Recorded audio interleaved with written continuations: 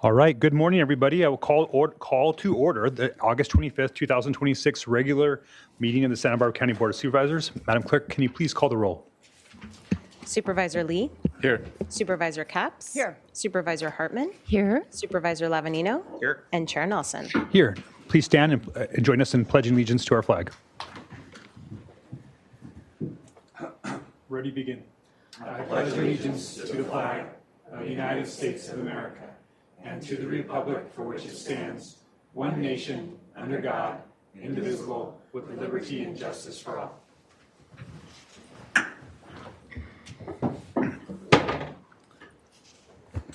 Next item of business is approval of the minutes from the August 18th, 2026 meeting. Hartman moves approval. I'll second. Okay, a motion for Hartman, second from Capps. All in favor signify by saying aye. Aye. Aye. Opposed? Motion passes unanimously. All right. Before we move to the CEO report, I want to take a moment to officially welcome Jana Peterson to her first board meeting as Santa Barbara County's new CEO.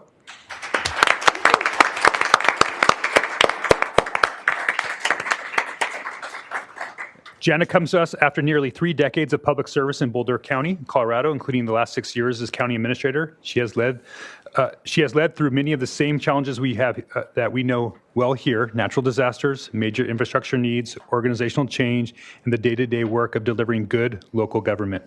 Throughout our nationwide search, the board was impressed not only by Jana's experience, but her collaborative leadership style, her commitment to public service, and her belief in strong, accountable local government. Jana, we are very pleased to have you here, and we look forward to working with you. And with that, I now turn it over for the first time for your CEO report. Thank you. Well, thank you, Jacqueline, for appointing me to the equipment here. I appreciate it. I am just delighted to be here. I wanted to take a minute to introduce myself to everyone. And I'll start off by sharing that my career in public service began a few decades ago as a temporary employee. So I started in a role where local government was an opportunity to get a paycheck. And over the course of my decades in public service, it's become not only my career, it's also my calling. And I am really grateful to the Board of Supervisors for giving me the opportunity to continue my service here in Santa Barbara County.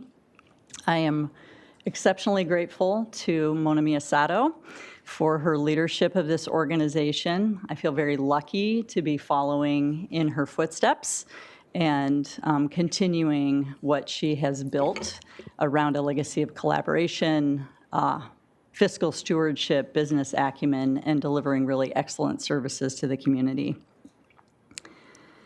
I am excited also to bring my skill set and background, my focus on relationship building, communications, technical acumen, and strategy to this organization.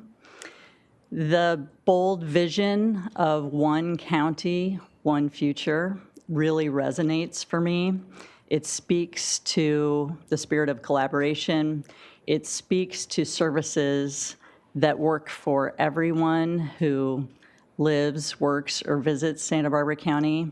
And it speaks to the important role that local government plays in improving quality of life. I am committed to leading through the lens of the county values as they are stated: accountability, customer focus, equity and inclusion, innovation, and trust and ethics are the way that I want to show up at work every single day and what you all can expect from me. I've been able to watch from afar how this team rallies to address big challenges in the organization, how this team succeeds in delivering results for this community, and how this board sets a vision to make sure that everyone who lives here has the opportunity to be safe, healthy, and prosperous. That really generates enthusiasm in me for coming into this role. I think it's important for me to acknowledge that it's a tough time to be working in government right now. The fiscal challenges are present every single day. The community demands are significant and real, and the challenge of delivering public service effectively is constant. It's also an incredible time to work in local government. I feel that so strongly because we can see every single day the results of our efforts. Even though the work is hard, we can also see when it impacts the lives of a family, when it impacts the safety of the community, when it impacts the ability to make a difference in the infrastructure and how services are delivered here. Local government is the place to do that and to be able to experience the joy of changing lives for the better, even in the darkest, most challenging times. That's when local government is needed the most.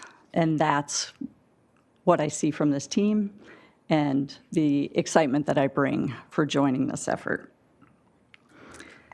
I will just also wrap up by encouraging particularly county employees to reach out to me, to share your experiences, to help me get my feet under me in running this organization, and acknowledging that you live and work and enjoy this community as well. And so your perspectives really matter to me. So for county staff, please, when you see me around, when we connect during meetings, please introduce yourself, and I'm looking forward to working with you. I am also very excited that I get to share some great news about the county team this week. So the County of Santa Barbara received the Distinguished Budget Presentation Award from the Government Finance Officers Association, GFOA, for the fiscal year 2026-27 recommended budget book. This is the highest recognition in governmental budgeting and reflects the county's commitment to transparency, sound financial planning, and clear communication. The county has earned this award for more than 20 consecutive years. This year's recognition is particularly notable given the implementation of new budget software and the OpenGov interactive digital budget book. The county also received special recognition for performance measures, with all 3 reviewers awarding the highest marks possible. The recognition highlights the collaborative efforts of departments countywide to produce a budget that serves as a clear policy, financial, and operational guide for the public and decision makers. I'm also delighted to share the Community Services Department Pro Housing Award. The County of Santa Barbara has been awarded the State of California's Pro Housing designation and $1.25 million in Pro Housing Incentive Program funding, recognizing the county's efforts to expand housing opportunities, streamline development, and support affordable housing. The designation and funding will help the county build on these efforts and provide greater access to state funding opportunities for housing and infrastructure. And that concludes my report. Well, thank you very much. Well done. I'm glad to have you. All right, next item of business is the, Madam Clerk, do you have any changes to today's agenda? Chair Nelson and members of the board, I do have a couple quick announcements this morning. An addendum was posted on Friday, August 21st, 2026, amending today's closed session agenda, adding an item under conference with legal counsel existing litigation, paragraph 1 of subdivision D of Government Code section 54956.9 regarding Suncoast Bloom LLC, v. County of Santa Barbara, Office of Administrative Hearings, case number 202-608-0068, and Valley Crest Farms LLC v. County of Santa Barbara, Office of Administrative Hearings, case number 202-608-0029. Additionally, under conference with legal counsel, anticipated litigation, paragraph 4 of subdivision D of Government Code section 54956.9, deciding whether to initiate civil litigation, 2 cases. The addition included in this addendum has been posted and made available online to both the board and the public. And lastly, for information on the Board of Supervisors' methods of public participation, and instructions on how to provide public comment on items listed on today's agenda or during general public comment, please refer to page 2 of the agenda. Individuals who wish to provide verbal public comment may do so via Zoom by registering in advance using the link provided on page 2. Please note that Zoom is available solely for the purpose of providing verbal public comment and is not intended for viewing the meeting. Alternative viewing options are listed on page 2 of the agenda. If you have any questions, please contact the clerk of the board's office at area code 805-568-2240 or by email at sbcob@countyofsb.org. And that concludes my announcements for today. All right, thank you, Madam Clerk. Items to be pulled from today's administrative agenda. Do we have any items being pulled from the public? Chair Nelson and members of the board, we have one item pulled from the public, and that's A1, our resolution to be presented. All right, and any items being pulled by any of my colleagues? I'm going to briefly just have a question about our A4, so we'll pull that item. And with that, can I get a motion to approve the balance of the administrative agenda? So moved. Second. Motion by Hartman, second by Lee. Any further discussion? Seeing none. All in favor signify by saying aye. Aye. Opposed? Motion passes unanimously. All right, let's go ahead and move on to administrative item number 1, first resolution. Madam Clerk, will you please read that into the record? Chair Nelson and members of the board, administrative item number 1 is sponsored by Supervisor Capps and Supervisor Hartman.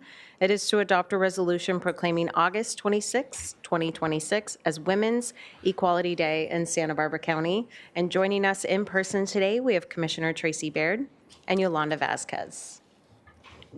And if you can please make your way to the podium. Anyone else you would like to join with you as well? And I'll go ahead and read the resolution. Please.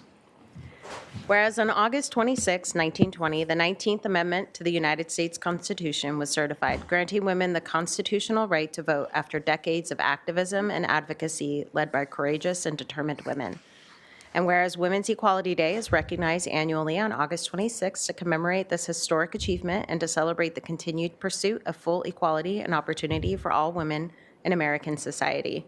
And whereas the Santa Barbara County Board of Supervisors recognizes the invaluable social, political, cultural, educational, and economic contributions of women throughout history and today, and reaffirms its commitment to advancing equity, justice, and opportunity for all women and girls in Santa Barbara County. And whereas while significant progress has been made, women, particularly women of color, LGBTQ+ women, immigrant women, indigenous women, and women with disabilities, continue to experience systemic barriers to equal opportunity, representation, economic security, healthcare access, and personal safety. And whereas the County of Santa Barbara values diversity, inclusion, and equity opportunity, and remains committed to addressing gender-based disparities, supporting women in leadership, fostering inclusive communities, and protecting the rights of all women to live free from discrimination, violence, and bias, recognizing that Women's Equality Day serves both as a celebration of past achievements and as a reminder of the ongoing work necessary to achieve full equality. Now, therefore, be it hereby ordered and resolved that this Board of Supervisors of the County of Santa Barbara does hereby proclaim August 26, 2026 as Women's Equality Day and encourages all residents to honor the achievements and contributions of women, recognize the work that remains to achieve gender equity, and reaffirm their commitment to advancing justice and opportunity for all women and girls throughout Santa Barbara County. Passed and adopted today.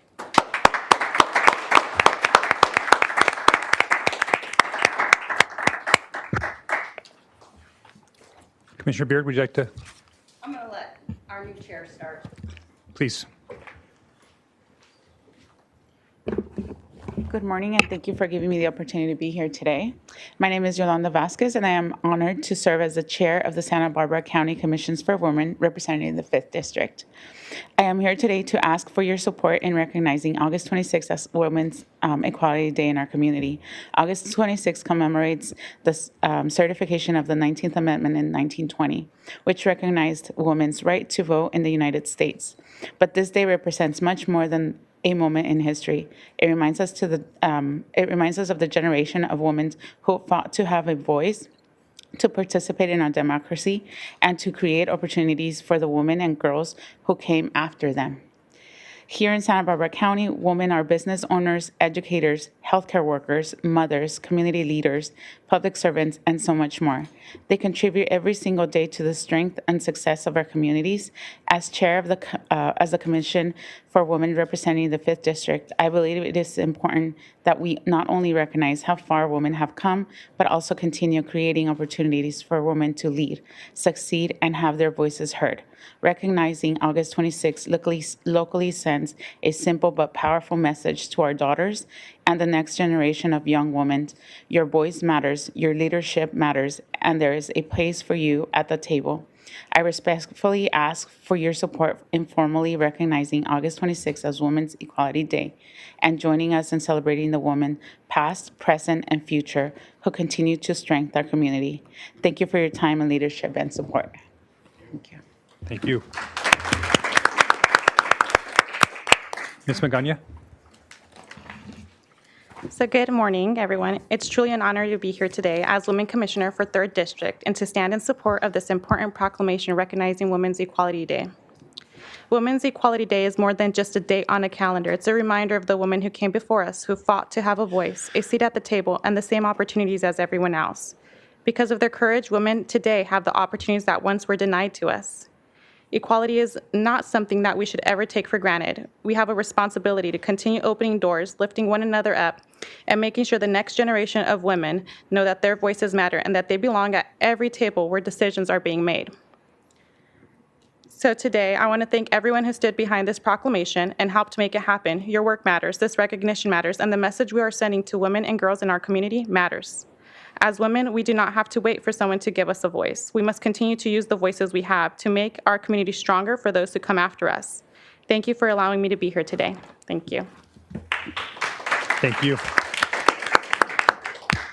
Thank you all for the opportunity for Equal Day, for Equality Day for all women. We know our work is still ahead of us, and this year within the commission we are going to work on women's financial literacy with Alan Hancock for the North Districts. We are going to also work on immigration. We have some things ahead of us working with our 5th District Supervisor as he's moving on and that, but we've always given our 100%, and we want to thank you for making sure that women have housing, they have food security, and that we are working for a more healthier community.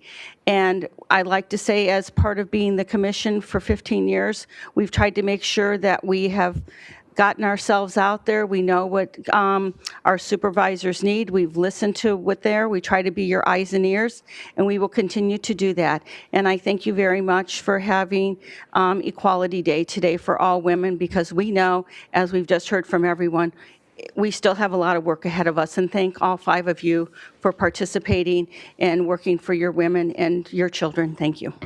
Thank you. Go ahead. Sorry, Supervisor Capps. Sure.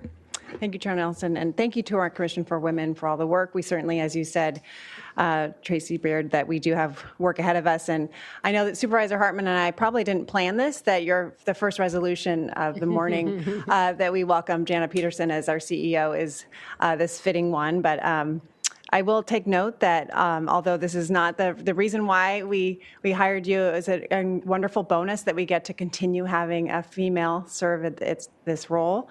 It is important. This is a massive job, and the fact that it's run by a woman is significant, and it does send an important signal. A quick look on the internet tells me that we do have a long way to go. In our 58 counties, just 38% of them are headed up by women, and it's even less on the city level for some reason, 27%. So it is still not the norm, and we welcome you in this important role, both for the work that you do and also for the signal that is being sent. Thanks. Thank you, Supervisor Capps. Supervisor Hartman. Yes, well, I wanted to thank the Women's Commission. We aren't supposed to have favorites, but I would say the Women's Commission is one of our most active and engaged, and that really matters. And Tracy Beard, with 15 years, you're now bringing along the new people, and I think that that's terrific.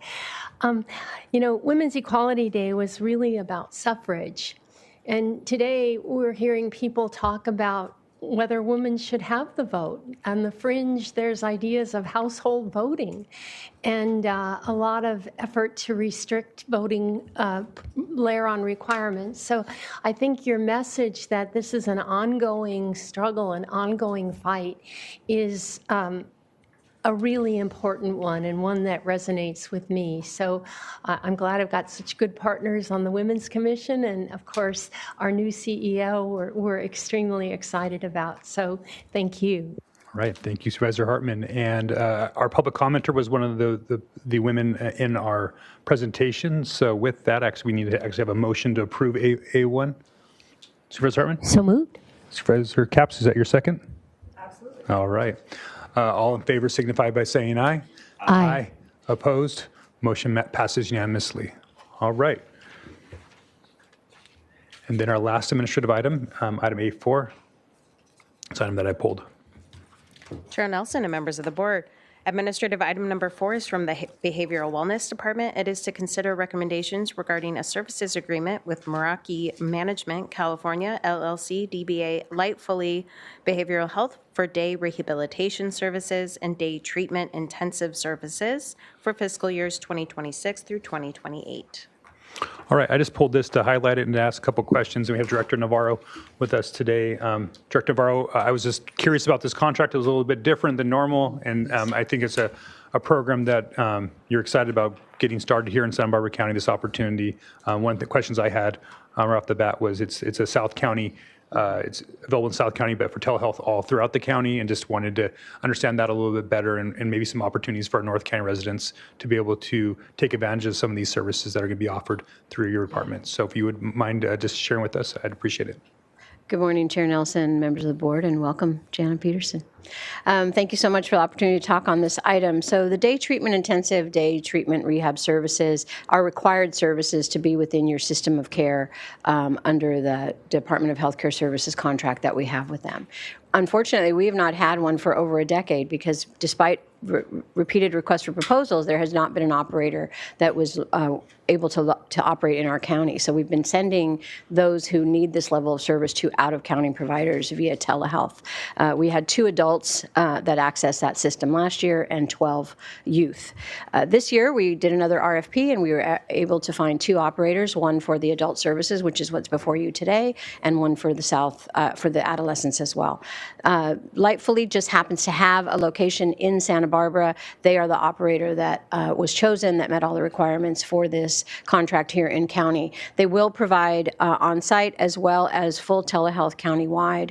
And I do want to say that given that they are set times and dates for this service, it's multiple days, multiple hours, CenCal Health as Medi-Cal providers, the managed care plan, does provide transportation. And should there be North County, West County residents that want to attend the South County session, then that we can help them to arrange and receive that transportation free through their Medi-Cal benefit.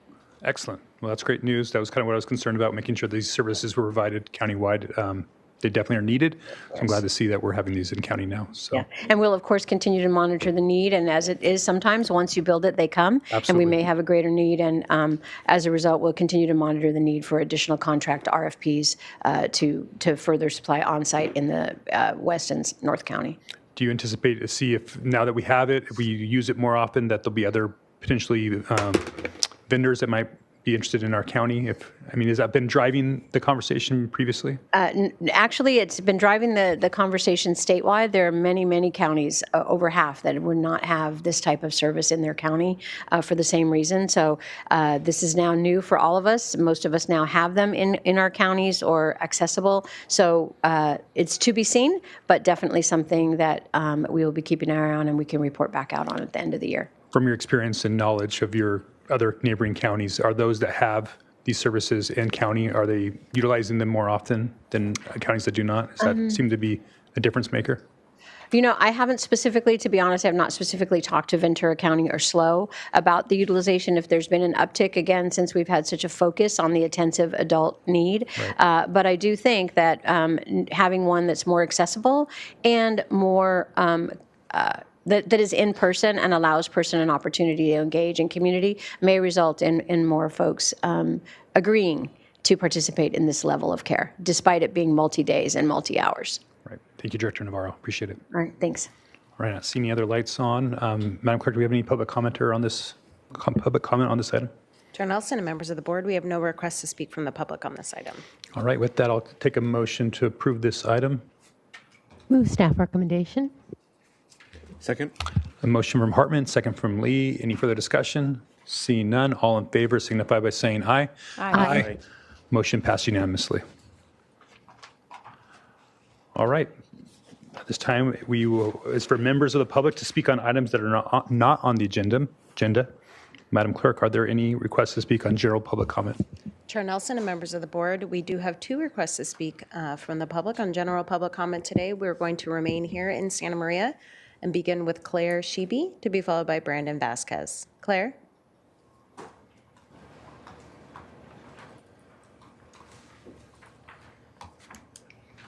Good morning. My name is Claire Sheehy, and I've been a volunteer with Care for Paws for about 5 years. My focus of service has been down in the riverbed with pets and their people. I'd like to reference one animal cruelty confiscation case. However, there are many more. I'm limited for time. That I believe Santa Barbara County Animal Services has managed poorly. A woman who's severely mentally ill, schizophrenic, has been known for abusing and actually killing animals and dragging them around town, some of which we have been able to get out of the riverbed and into safekeeping. Mid-July, she had a young puppy and 2 other stolen animals.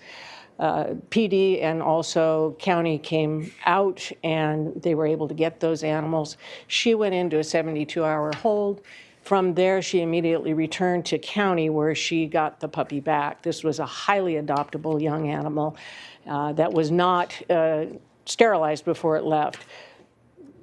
Regardless, that animal has perished. There are other animals that have suffered the same consequences. In addition to a distorted return policy set forth by the county, there's no requirement for an individual to possess an address to adopt an animal. As a result, we're seeing more animals living in the riverbed, cars, and on the streets. Not all, but many of these animals are from county. They might be sterilized, but still contributing to the overall dysfunction of the population. It's a direct reflection of mental health. County Animal Services is encouraging and adding to the overall community problem at large. In addition, a person can get an animal out from Foster Road without it being sterilized. However, in Lompoc, it must be sterilized. Animal politics distinguishes shelter performance from community performance. Shelter performance measures what happens after an animal enters the system. Community performance measures and asks whether a community is becoming more or less dependent on the shelter itself as well as its services. Both matter, but they answer very different questions. A shelter can improve its outcome, while a community becomes more dependent on the shelter and its services. So, better shelter outcome does not necessarily mean better community outcome. All a manipulation of numbers and selected intake. Remember that, selected intake. I have been told directly by the manager out here on Foster Road, do not bring any animals in from the riverbed. While I understand the riverbed is approximately 95% San Luis County territory, the majority of its inhabitants are from Santa Maria, Santa Barbara County. Both counties need to be working together towards change as our community is on a very rapid decline. Again, selected intake, and this is what's being seen out at county. I just witnessed a Good Samaritan bring in a kitten covered with oil. They wouldn't take it. And that individual ended up going down to Santa Barbara with that animal. Thank you, Claire. That is your time. Thank you, Claire. That is your time. Thank you all for your service. You've got a big job, and thank you for coming on board. Thank you. Could I just, I would like to talk to you more about these issues, so I hope you'll contact me in my office. I'd like to very much. Thank you. All right. Thank you. We will now go to our final speaker, Brandon Vasquez. Brandon?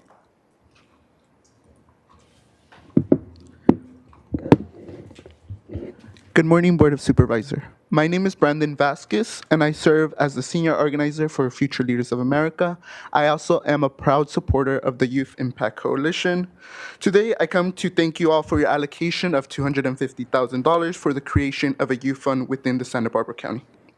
Unfortunately, most of the members weren't able to be here as they are in high school, but I did want to come on their parts to thank you all. With that, we still recognize that there's a lot of work to be done, and we do wish to let you know that we are hoping to meet with you, and that is pretty much it. We really, although we've met with some of you, we still wish to meet with all of you. With that, thank you guys so much.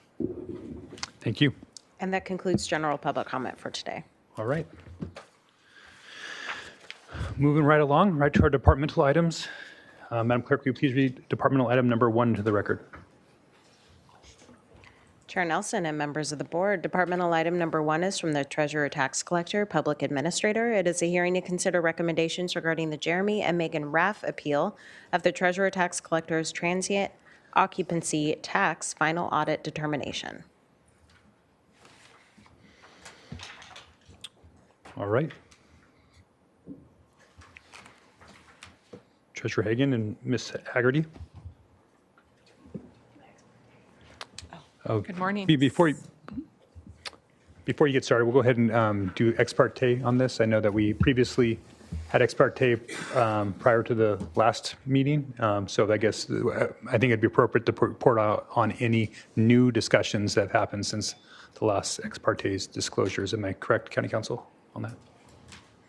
Mr. Chair, yes, that's correct. Okay, so if there's been any new ex parte discussions, this would be appropriate to be discussed. Supervisor Lee? I'll go first.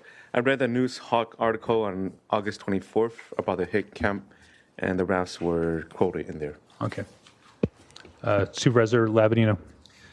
I received an email from, I believe, Megan Raff requesting if I had any other questions to reach out. I did not respond, but it is in my email. Supervisor Hartman? My chief of staff spoke with Jeremy Raff after the last meeting, and then she emailed to Megan Raff about the date of this hearing. All right. Thank you, Supervisor Hartman. Supervisor Capps? Yeah, I also read the News Hawk article about this Hip Camp app about short-term rentals here in Santa Barbara, and I don't know if it should be submitted to the record, but I'm happy to do so. Thank you. County Council? Mr. Chair, members of the board, yes, that's appropriate to submit. It's okay. Right. We'll do that. Provide that to the clerk.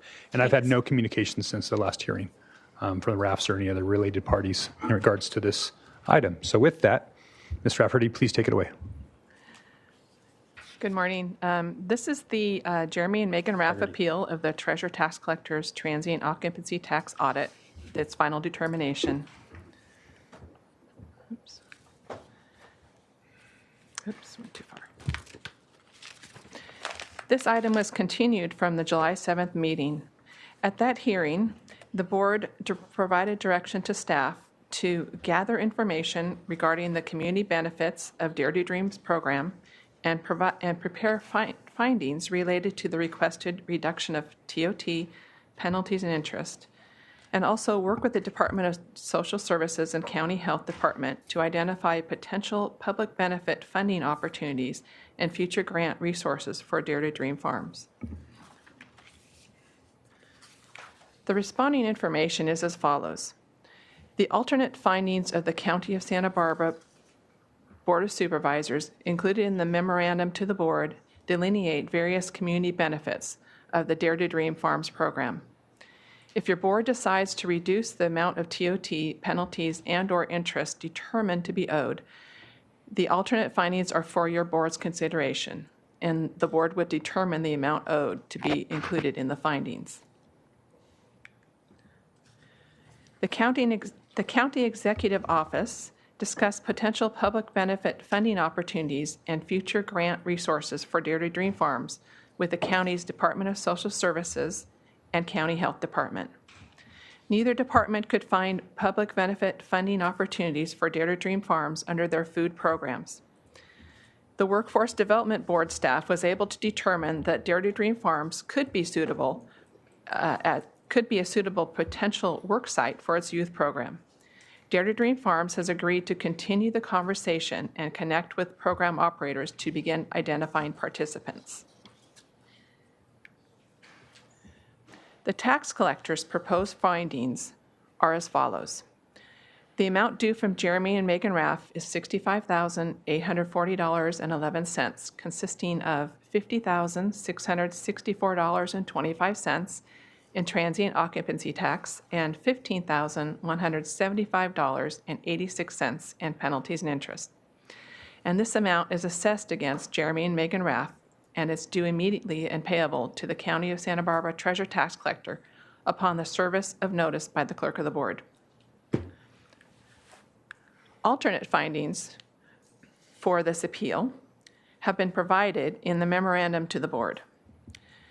The amount determined by the Board will be assessed against Jeremy and Megan Raff, and it will be due immediately and payable to the Board, County of Santa Barbara Treasurer Tax Collector upon the service of notice by the Clerk of the Board.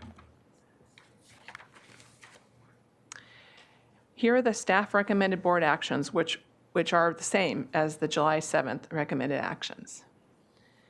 And that concludes my presentation. All right, thank you, Ms. Haggerty. All right, any questions for staff before we have a presentation by the Raff family? Supervisor Lee. If the appeal is denied, can we break that payment into different payments? Say 3, 4 payments instead of just one lump sum?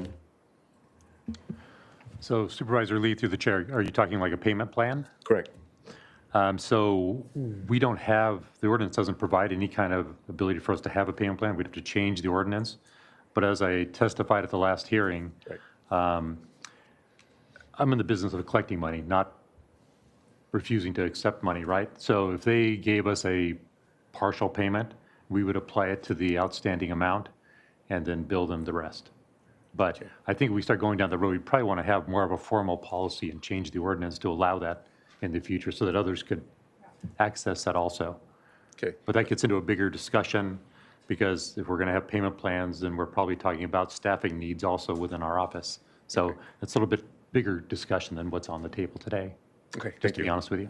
Got it. And I'll piggyback on Supervisor Lee's question with interest. So what does interest look like if somebody's in a payment plan? So, or if they're, I guess they would the balance then therefore be accruing interest? That is correct, Chair Nelson. Right, the balance would be accruing interest. And what's the interest rate that the county isn't it charges? Yeah, 0.5% per month, so 6%. 5%. 6%. 6% per month. Annualized. So, and yes. Okay, not so it's and that's only on the half base a percent tax. a month. It's not the penalties and interest, right? It's not compounding on that. So not compounding. It's on the base tax only. Yes. And if they made late payments would go against the penalties and interest first. Late payments would go to, the first payment would go towards the balance? Penalties and interest first. They got to pay down that first. Once that's satisfied, we'll say, then we'd start applying against the principal, the corpus. Understood. Yeah. Thank you. All right, thank you for that clarification. Appreciate that. Yeah, absolutely. At this time, we'll have a presentation by Jeremy and Megan Raff. And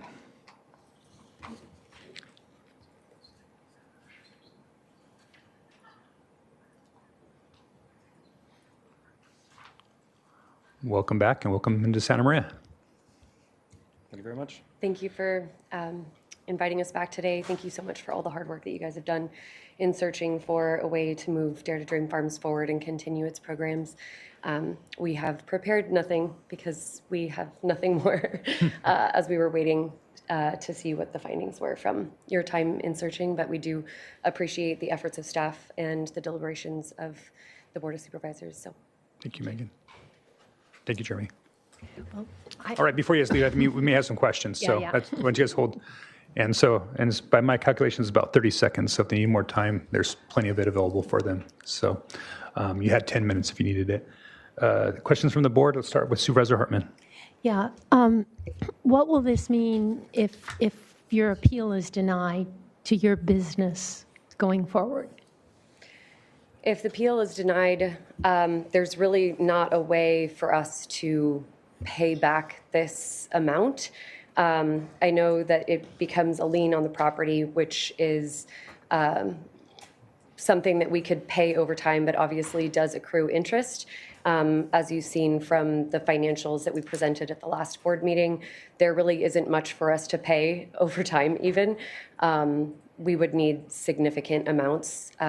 This would probably result in what's already a small workforce being reduced even more.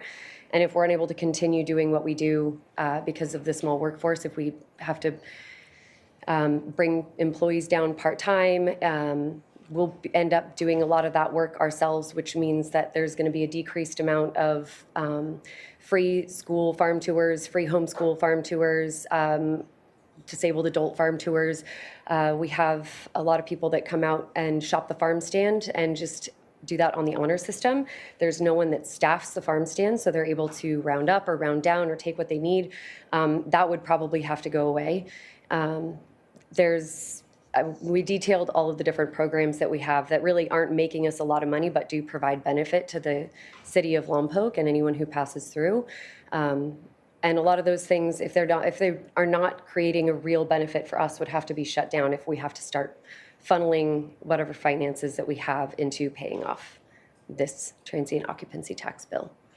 And could you just remind me, you had some federal money that you got that is no longer available, and what that is? That was the LFPA Farms Together program. It was, so each state was given money through the federal government to do direct purchasing from farms and then provide to local communities. So in Lompoc, we worked with Shelby through the Route 1 mobile truck. So and we've known Shelby forever. I was originally on the board with Route 1 when it first started. She would purchase directly from us, and we would deliver to the Dick DeWeesta Center for the senior classes, and then through whatever other charity events she had during the government shutdown, she was out on the base quite a bit, distributing produce, and a lot of that came from us.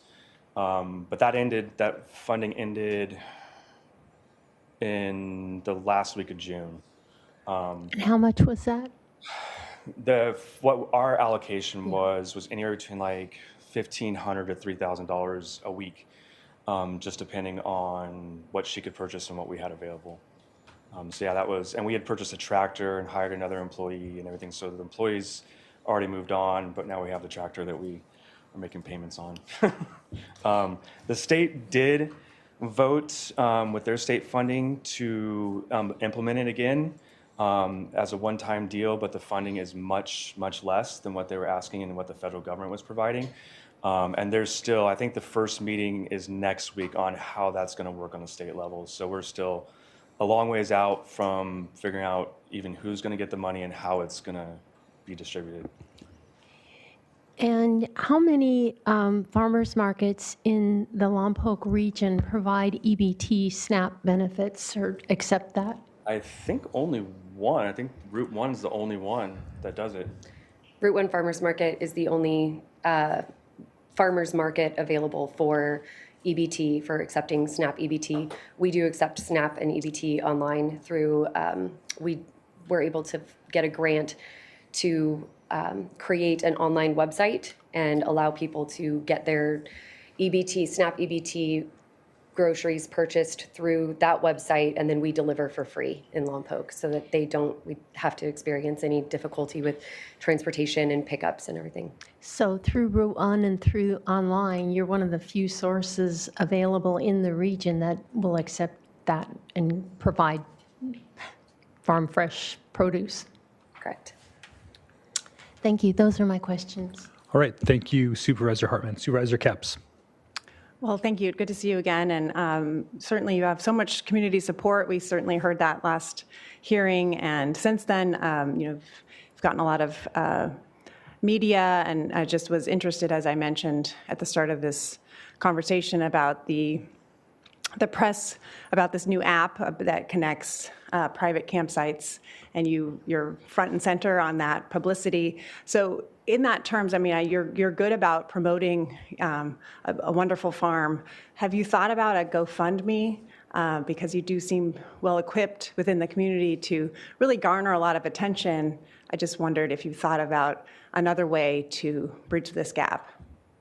I mean, to me, that's like the final worst case scenario. I mean, we've chatted about it, but I prefer not to. Like, if we were to do a GoFundMe for something, I'd prefer to be something that we provide even more service to the community. But if that's what we have to do, then it's a possibility. We're just waiting to see how this all pans out first.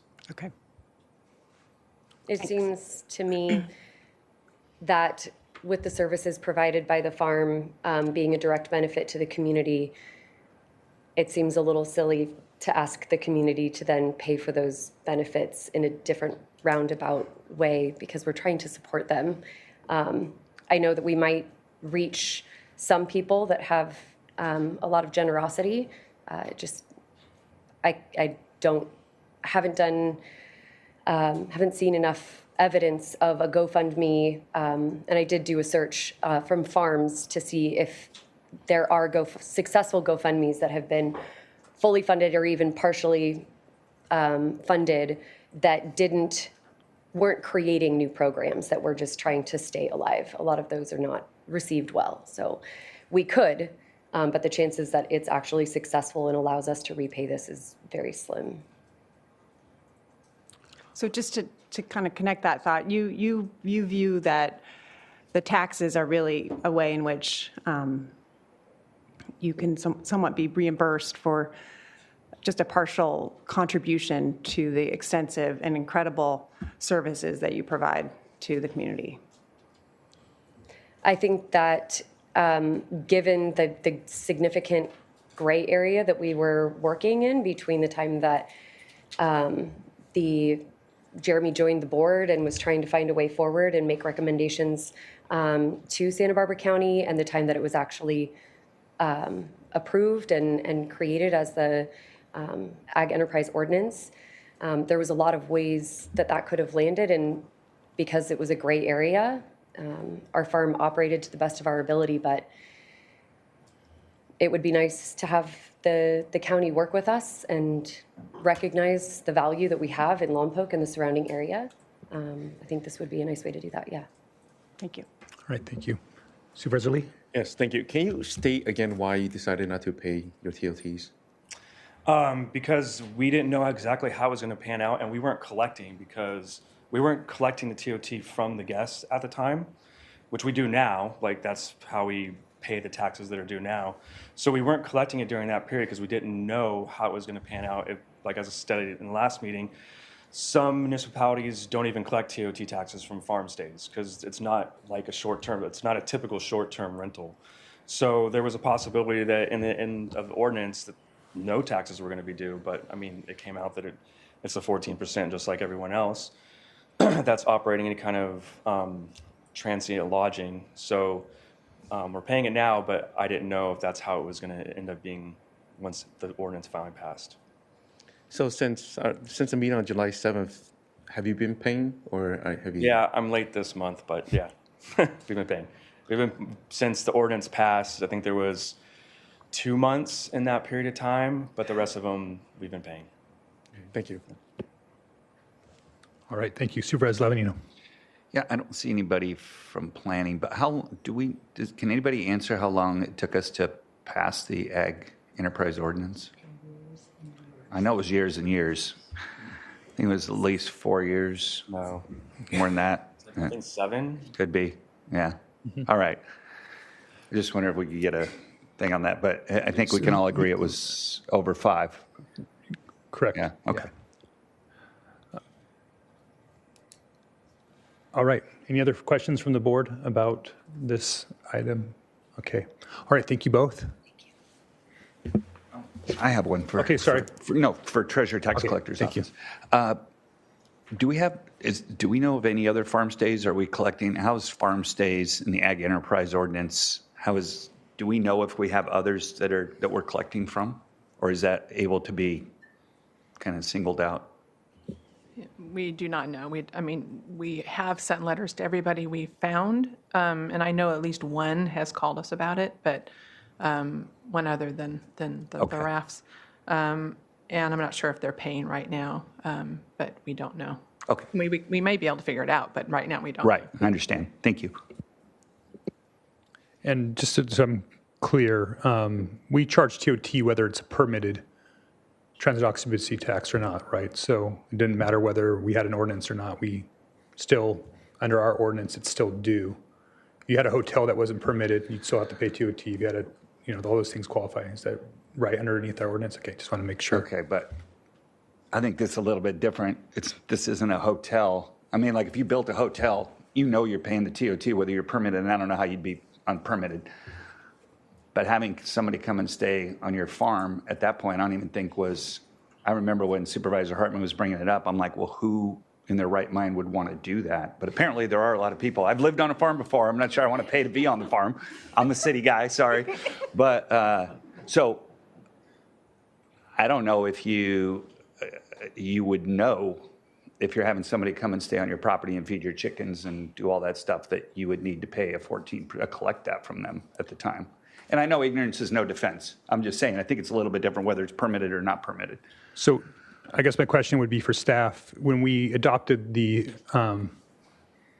I guess the farm stay ordinance, was there language in that to make it qualifying for that? Or did it qualify prior to that under our county ordinance? It would be considered a hotel because they're renting short-term. That's the definition of a hotel in the ordinance. Right. And so that's. And just so you know, from the policy side, on my the way I think about it is, I know that one of the reasons why hotels have never really opposed these is because they've always said, as long as they're playing, it's a level playing field. They're not. That's why we never had the other hospitality partners out against that type of ordinance, because they assumed that they would also be paying, and so it'd be a level playing field. So, I mean, that's something that should be considered as part of the conversation. I'm not saying it makes a decision, but that's another piece, at least that I have been thinking about as the policy was put into place. All right. So by definition in the ordinance, their place is a hotel. Okay. So I'm just saying, if you went out and you polled our county residents and said, do they have a hotel out there? I'm not saying they shouldn't be paying TOT. By our ordinance, they should. But the definition of a hotel, to me, is different. If I'm checking into a hotel and my wife books a hotel and I find out I'm feeding the chickens and cleaning up the poop, we're going to have a problem. So I think when I was passing the Ag Enterprise Ordinance and when I was working on it, we were talking about farm stays. I did think that there was going to be TOT collected, but I didn't really classify it as a hotel either. So for me, it's still kind of a gray area, but I get where everybody's going. All right. Thank you. Supervisor Hartman. Yeah, I just had a few points to make on this. I want to go back to short-term rental, and we created homestays. And we did that for short-term rentals and homestays, short-term rentals in areas where we have boarding houses and hotels. And we allowed homestays in residential areas and Ag 1 properties. We held out Ag 2 properties for farm stay. And that was, we were going to develop a farm stay ordinance independent of the Ag enterprise. And then so we thought it would move rather quickly, but then the two got merged and it got very much delayed.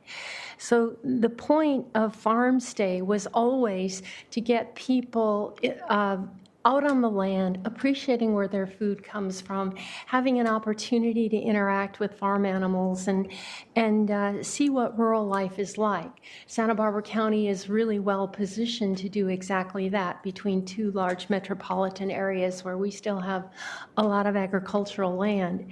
So the Ag 2 farmers, it provides an additional source of revenue when there's a lot of up and down. As everyone up here knows, farming is a very, very hard way to make a living. And if you're talking about hotel, we sent out notices to everybody about homestays and short-term, about what was coming and what period of time and how they had to get ready to start paying TOT and that they had to get permitted. I don't believe we did that for farm stay.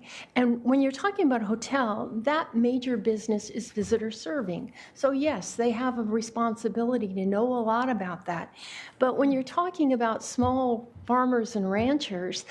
They're trying to make a living on the land, which is hard enough. And they're inviting people to come learn about that, but they're not necessarily sophisticated about the TOT. And as was mentioned, not everybody charges the TOT for this. So it wasn't really clear at the time how this was going to unfold. And, I'm usually a really hard liner, that this is a rule and ignorance of the law is no excuse. But we're dealing with people who don't, this isn't their main line of business. So I would like to be as understanding of that as we possibly can. I appreciate Supervisor Hartman. Yeah, let me go ahead. Supervisor Capps. I'm sorry, I jumped in. County Council, did you want to just correct us real quick on our conversation and where we're going? Sure, Chair Nelson, I just wanted to make sure We're in go through deliberations. The process. I think we are. Yep. I just wanted to confirm. I just checked with the clerk, and there's no public comment. So, the next thing would be just whether the RAFs have anything else to add, and then we continue where we're at. Well, there was no. Okay. There's really nothing for them to rebut because there was no public comment. And Supervisor Capps, I'm sorry to cut you off, but are we in deliberations? What do you want? Okay, so let's go ahead and make sure we're check with the RAFs one last time as part of the due process. Is there anything additional you'd like to cover? All right, thank you. I've gotten visual comment that they no longer like to have anything else to add. So going back to deliberations that we're now in at this point, Supervisor Capps, you have some additional comments? Yeah, I think this is a key point, and I'm very deferential to you because it's your district. But the narrative you just described is not the one that I heard last hearing, is that they did know. And I do think that is a very important distinction, that they were paying taxes and then they decided not to. And so, again, I think all of these things can be true at the same time, the public benefit, the ongoing process, but they were aware of what they were supposed to owe. So we can't say, they testified that they were paying and then they decided not to pay. So they were clearly aware. And so if we decide, I'm not saying how I'll vote, but if we decide not to, if we decide to forgive that, we have to do so knowing that they were aware, which is different than what you just described. Supervisor Hartman and then Supervisor Levinino. I would like to have them clarify this. Well, hold on. Is that sure? I asked that last hearing specifically, and I think Supervisor Lee just got at this again, but I specifically said, were you aware? And he answered, and he can do it again, but it was on record that they were paying, and then decided not to because of the process that was underway and sort of waiting to see if it would clear up. Right. But it was a decision not to pay their taxes. Right, because I don't think it was, at that point, I don't think the ordinance was passed, and so I'm not sure that there was a definitive line that said, yes, it's going to be required, but... And if I might piggyback on that, for us, it's clear the treasurer tax collector does this, and planning and development does this, and they're separate and linked. For many people, that isn't understood. And if you don't have a permit path, it's not necessarily clear that you're supposed to do the TOT. And if you do the TOT, then are you going to get in trouble for not having your permit when it's not available? So they were caught, I think, in a catch-22 situation. Again, you can, maybe they've expressed that to you, but that is not what we have heard in this hearing. And I will jump in just as part of this overall conversation. We've set up this board and had other people with their short-term rentals come to us that didn't pay their TOT and that didn't have permits either.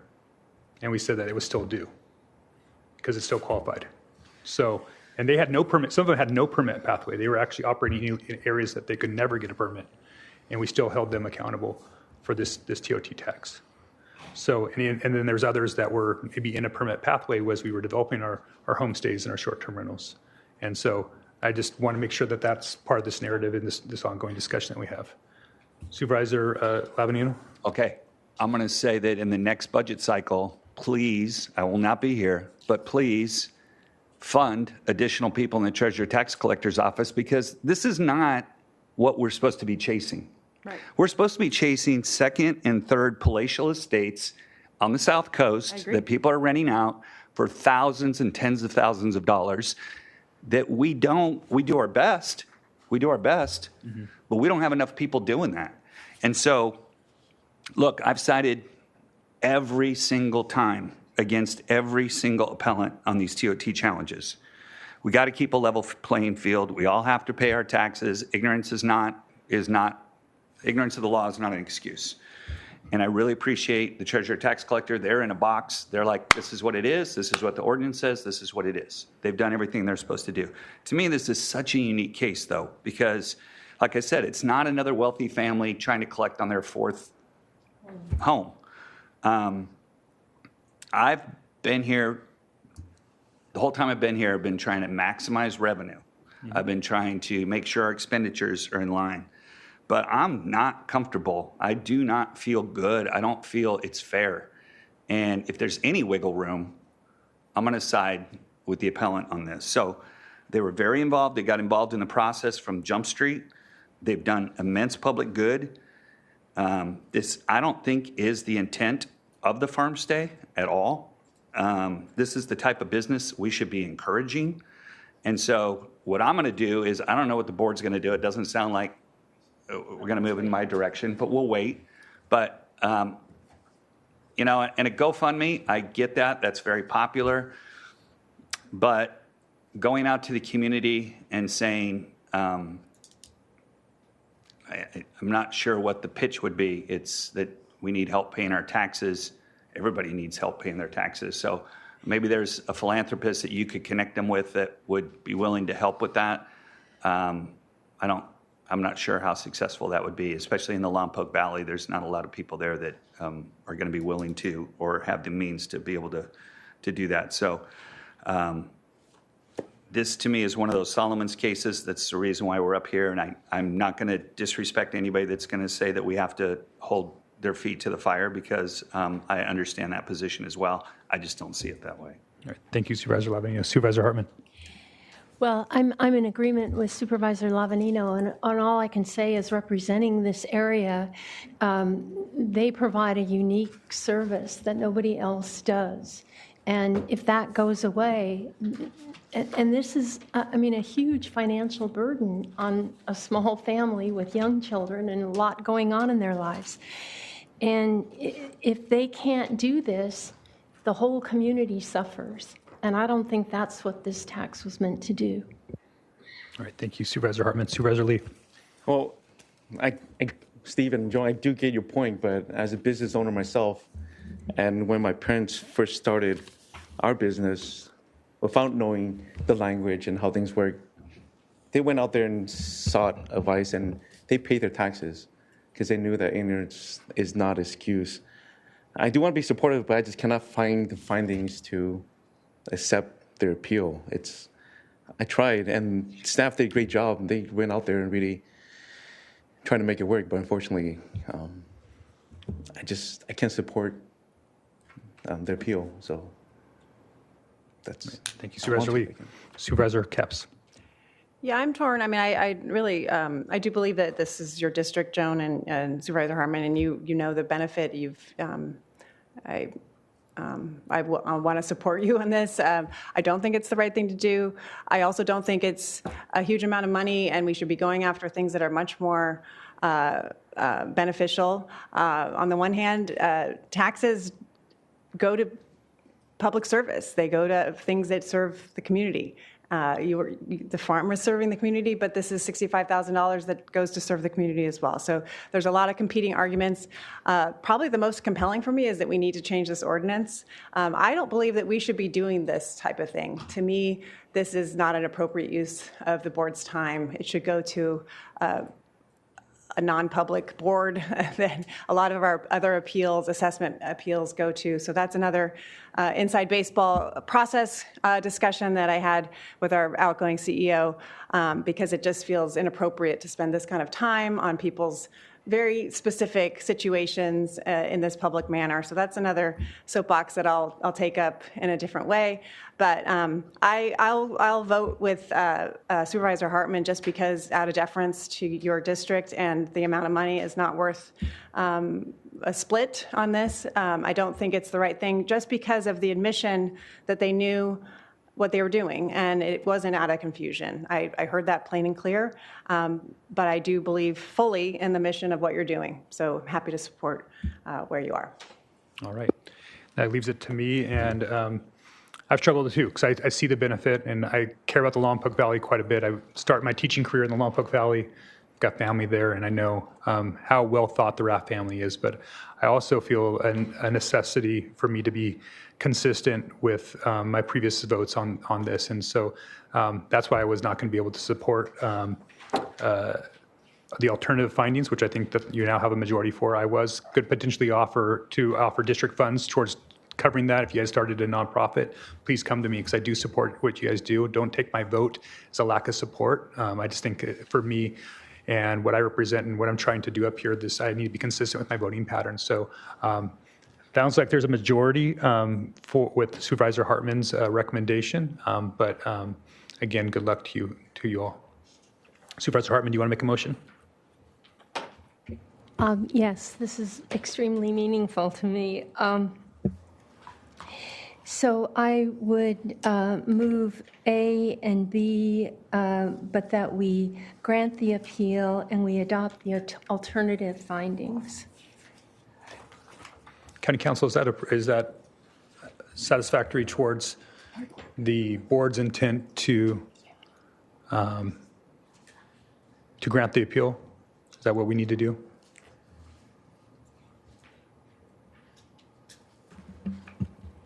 Mr. Chair, I'm just looking them over right now. I think that is accurate. It would be adopting A and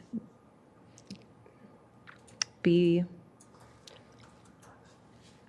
Except it would be to grant the appeal request for the waiver and to adopt the alternative findings and CEQA. Correct. Okay. All right, that's your motion, Supervisor Hartman. So Supervisor Hartman with that motion, do I have a second? I'll second. Okay, is there any further discussion on that motion? All right, let's go ahead and do a roll call vote.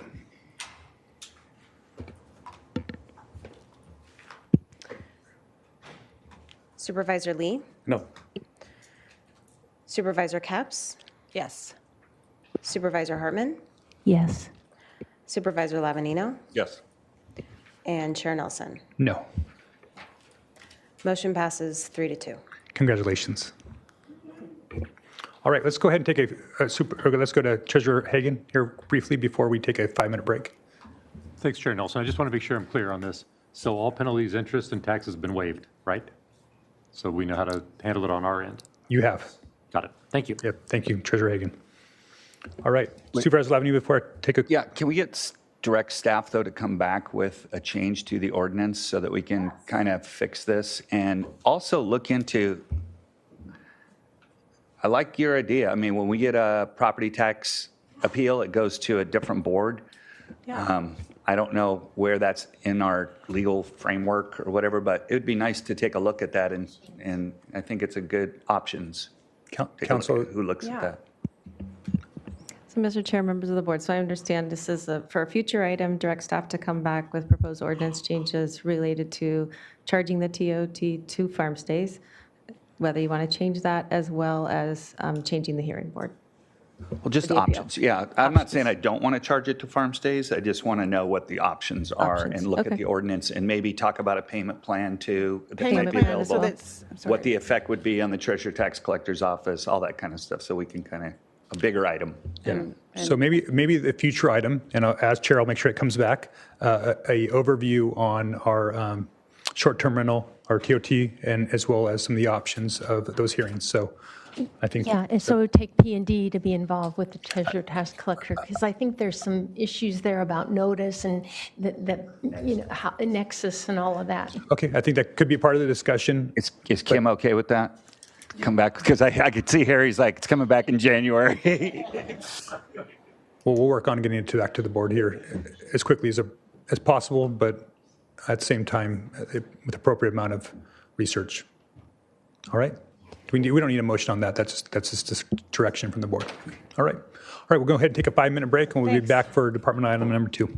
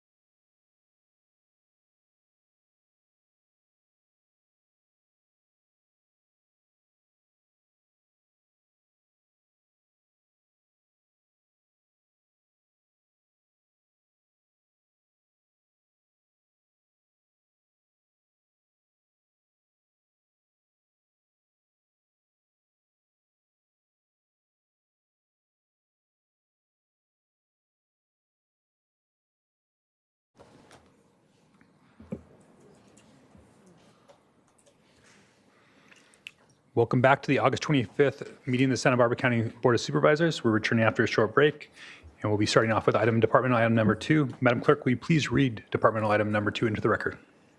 Chair Nelson and members of the board, departmental item number 2 is from the County Executive Office. It is a hearing to consider recommendations regarding responses to the 2025 through 2026 grand jury report on Sheriff's Office overtime. All right, I think we have a presentation by ACO Heitman and Ms. Parmley. Please. Thank you. Good morning, Chair Nelson and Supervisors. I'm Nicole Parmley, Principal Analyst in the CEO's Office, and today I'll be presenting the responses to the 2025-26 grand jury report related to overtime usage in the Sheriff's Office. On June 4th, the grand jury issued a report titled, "What's Up with the Excessive Overtime? A Look at the Overtime Issues in the Sheriff's Office." The report lists several findings and recommendations, of which some were addressed to your board and others were addressed to the Sheriff's Office. The board is required to respond to grand jury reports within 90 days of the report distribution. The Sheriff's Office has a shorter response window of 60 days, and as such, their response has already been issued and is included as Attachment C of the board materials. The proposed board responses being presented today are in Attachment A of the board materials. To place this report in context, in recent years, the issue of overtime expenditures in the Sheriff's Office has been an ongoing and increasing focus of county staff and your board. Due to a trend of increasing unbudgeted costs for sheriff overtime, in September 2025, your board and the CEO's office requested that the Auditor Controller review and analyze sheriff timekeeping and payroll activity, specifically pertaining to overtime for fiscal year 2024-25. After completing their initial review, the Auditor's Office issued a report via memorandum to your board in December, identifying 8 observations as factors contributing to sheriff overtime usage. The report was presented to your board in February, at which time your board requested for the auditor to provide a monthly report on Sheriff's Office overtime for the next 6 months, as well as to review and report on the 5 county departments generating the highest overtime, which would include the Sheriff's Office. Auditor monthly reports on sheriff overtime have so far been provided to your board on April 21st, July 7th, and last week, August 18th, covering all of fiscal year 2025-26. These reports indicate that overtime costs and hours in the most recent fiscal year, 25-26, have decreased as compared to the prior fiscal year, and progress is being made in several of the identified observation areas. There is still room for additional improvements, which are anticipated to generate further overtime reductions. The auditor plans to bring the remaining requested monthly sheriff overtime reports, as well as the report on top overtime usage departments, to your board later this fall. Finally, there are plans to include a full overtime audit in the fiscal year 2026-2027 internal audit plan, although a specific department has yet to be identified for that engagement. This decision may be informed by the outcome of the report on the 5 highest overtime usage departments. The objective of the audit will be to determine whether employee overtime is accurately recorded, properly approved based on documented and substantiated need, and correctly paid according to relevant county policies, MOUs, and labor and wage laws. The design and operating effectiveness of internal controls will also be evaluated. Turning now to the findings and recommendations, the first finding states that the MOU between the county and the Deputy Sheriff's Association, or DSA, contains provisions that compound the overtime issues in the Sheriff's Office. We agree with this finding. Accordingly, the grand jury recommends that your board negotiate with the DSA to revise the MOU to disallow the use of leave balances as time worked. This recommendation has been implemented in part. On August 18th, your board approved a new DSA MOU that revises the calculation of overtime such that paid sick leave and compensatory time, or comp time, will no longer be treated as hours worked for purposes of calculating overtime. However, as is the case in other county MOUs, paid vacation, holiday, and military leaves are all still included as hours worked for overtime computation purposes. And although not directly responsive to this recommendation, it is also worth noting that the new MOU also contains several other modifications designed to improve the administration and fiscal management of overtime, including establishing an annual cap of 1,300 overtime hours worked, limiting annual comp time accrual to 120 hours, requiring periodic cash out of comp time balances, and clarifying that employee drive time is compensable only to the extent required by applicable law. Together, these provisions are expected to reduce the growth of comp time liabilities and improve long-term management of overtime costs. The next finding states that the current payroll system is ineffective for the sheriff's needs as it does not allow effective tracking, analyzing, or reporting of regular hours and overtime. While we do agree that the existing system is limited in its effectiveness, we also believe there are opportunities to improve the use of what the current system does offer until a better option becomes available. We are therefore encouraging the Sheriff's Office to fully utilize the available tracking mechanisms to determine why and under what circumstances overtime occurs. The grand jury's associated recommendation is that the county and the sheriff work together to accelerate the build-out and installation of Workday, the new countywide payroll and human resources management system for the Sheriff's Office, by January 1st of 2027. Although the Workday project is currently underway, it is not feasible to expedite completion within the timeframe recommended by the grand jury. The county is currently preparing a request for proposals from Workday certified companies for the implementation portion of the project, and implementation is anticipated to begin in spring of 2027. Given that Workday is a complex, large-scale project with significant implications for the entire county organization, adhering to the currently identified timeframe is key to ensuring viability and success of the project implementation. As I mentioned before, sheriff staff are working in the meantime to improve data tracking and reporting of overtime usage based on CEO recommendations to include the various drivers or categories of overtime. The final finding states that increased staffing costs are exacerbated by the administration of 2 jail facilities. We agree with this finding. Accordingly, the grand jury recommends creation of a South County Jail decommissioning plan by December 31st, 2026. This recommendation will be implemented. County stakeholders are currently creating a transition plan for consolidation of jail operations to include decommissioning the South County Jail, and staff anticipate bringing this plan to your board for approval in December. In conclusion, the county is aligned with the grand jury's intent on each of these recommendations, and staff have already implemented or taken steps to implement each recommendation with the overarching goal of improving utilization and management of overtime in the Sheriff's Office. For your board's consideration, we have recommended actions A through C as they appear here on the slide, and we are available to answer any questions you may have. Thank you. All right, thank you, Ms. Parmley. Questions from the board? Supervisor Lavanino. Thank you. So on the sheriff's, the ones that he has to have the recommendation, he has to answer to the grand jury, do we get a copy of that as well? Yes, Supervisor Lavanino, through the chair, that is included with the board packet for this item as attachment C. Okay, perfect. Thank you. Supervisor Capps. I mean, honestly, I'll just note, I really appreciate the grand jury report. We talk about overtime, it seems like almost every hearing, so I don't actually have any questions at this point. Thank you. All right, Supervisor Hartman.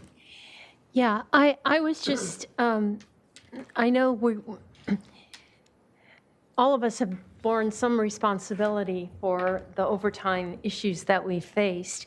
And part of it is a structural issue with the time cards and Workday. And I wonder, phase 1 of Workday, there's a January 2027 date and then a spring 2027. So I just, could you describe for me when we're going to get to a better solution with Workday so that our time cards, right now, I think it's just, we have to take what is given and hope the managers can oversee. But how will Workday improve that? And when will we see those changes going into effect? Supervisor Hartman, through the chair, Paul Clementi, your budget director. I can speak to the timeline. I'm on the Workday Steering Committee. The phase 2, which is going to be the payroll and the HR management side of things, the RFP Nicole was speaking of, we are close to being ready to issue that. I think we are even planning to probably come to the board and give an update more comprehensively, probably in the next couple hearings on kind of where we're at with Workday and what phase 2 is going to be in that timeline. But we're trying to issue this fall, try to bring a contractor a contract back to your board by early next year, and start that implementation in the spring. It's probably about a 1.5 year implementation or so. So it's really, right now, the target would be summer of '28 that we'd be seeing that payroll system go live. And it kind of has to implement on quarters. So July 1 is sort of that target of 2028 with a 12, 15-month implementation period. And can someone describe for me what a difference this will make? I remember the auditor some time back was saying, you know, she's very limited in the information that's collected on the time cards. So what are we now, and how is it going to be different when we have Workday? So I'm not sure anyone from HR or do you have? The auditors, Betsy Schaefer and Joel, are in the Santa Barbara hearing room if you want to direct questions directly to them. Okay, so we could ask them. And then also we can definitely, I'll take that back to the steering committee, and the item we're working on, we'll be sure to discuss that in further detail. Yeah, I just think people, the grand jury members may be watching, they'd be curious, where are we headed? And so I'd like just a brief description. Auditor Schaefer, are you down there? I'm here. Mr. Boyer? Yeah, thank you. We can, thank you. I have to say, Chair Nelson and Supervisor Hartman, we're still working on exactly how the system is going to be put together and the benefits of the system. We do hope that there is better reporting, just a lot of different ways of inputting data into the system, and better overall accessibility. I would say those are the key benefits right now. All right, since we have Auditor Schaefer there, I had just a quick question. This is kind of related in part about the report coming back on other departments within the county on overtime. When is that potentially coming back to us? Yeah, we're still looking at late September, early October for that. All right. And remember, we're looking at fire next, and Okay, currently. thank you. Okay. All right. Don't see any other lights on. Madam Clerk, is there any public comment on this item? Chair Nelson and members of the board, we have no requests to speak from the public on this item. All right, any additional deliberations here or comments? Supervisor Capps and Supervisor Hartman. I did have a more general question for the sheriff or the sheriff's office. Just more broadly, you know, again, we spoke last week about, 45% of time cards reflected that, or 45% of your staff work more than 12 hours, and that Undersheriff talked about how, that is a concern for the health of the employees. And so I just wondered, with this report, what would the future look like if you were up here 2 years from now? Like, what's an ideal? Is there a standard, that a metric that is something in the industry, or that you're hoping to achieve? If you can speak to that more broadly, future forward. Is it 8 hours? You mentioned something about how we're moving down to 8 hours and 10 hours. I'm just wondering, using the opportunity of the grand jury's scrutiny, which I, again, very much appreciate, what's the goal? Well, Supervisor Capps, through the chair, obviously I think the goal currently is to maximize our ability to control overtime, to determine how that overtime is being spent, and to make sure that it is absolutely necessary. And as mentioned, we have shown some improvement in that regard from the past. But we're rapidly approaching the stage where the overtime is going to level out in terms of the amount that we need to run operations both in the field and in the jail. And, there's going to be a point where it stops declining. So we're still going to be, and I've discussed this with, and welcome, Jan, I'm sorry, this is the first time we're meeting here. But, I discussed with Mona and her staff recently the fact that we still have this elephant in the room with respect to the adequacy of the overtime budget based on historical purposes, and even with the extreme measures that we've taken to try to reduce overtime. And it's gotten quite draconian compared to what it's been in the past. We're still going to be over. And so, we all need to be aware of that. This isn't a solved problem at this point. And it does, as you know, we talked about this before, much of this goes back to the number of staff hours that it takes to operate a jail or to run patrol operations, even at our minimum staffing levels that we are at now. So we all just have to be aware of that. I just want to make sure that you are. I think we have shown that we can make improvements. I think we have shown that there's better ways of doing things. Workday is going to be better, I think, once it's implemented in terms of being able to dissect the actual, what was the overtime spent on, what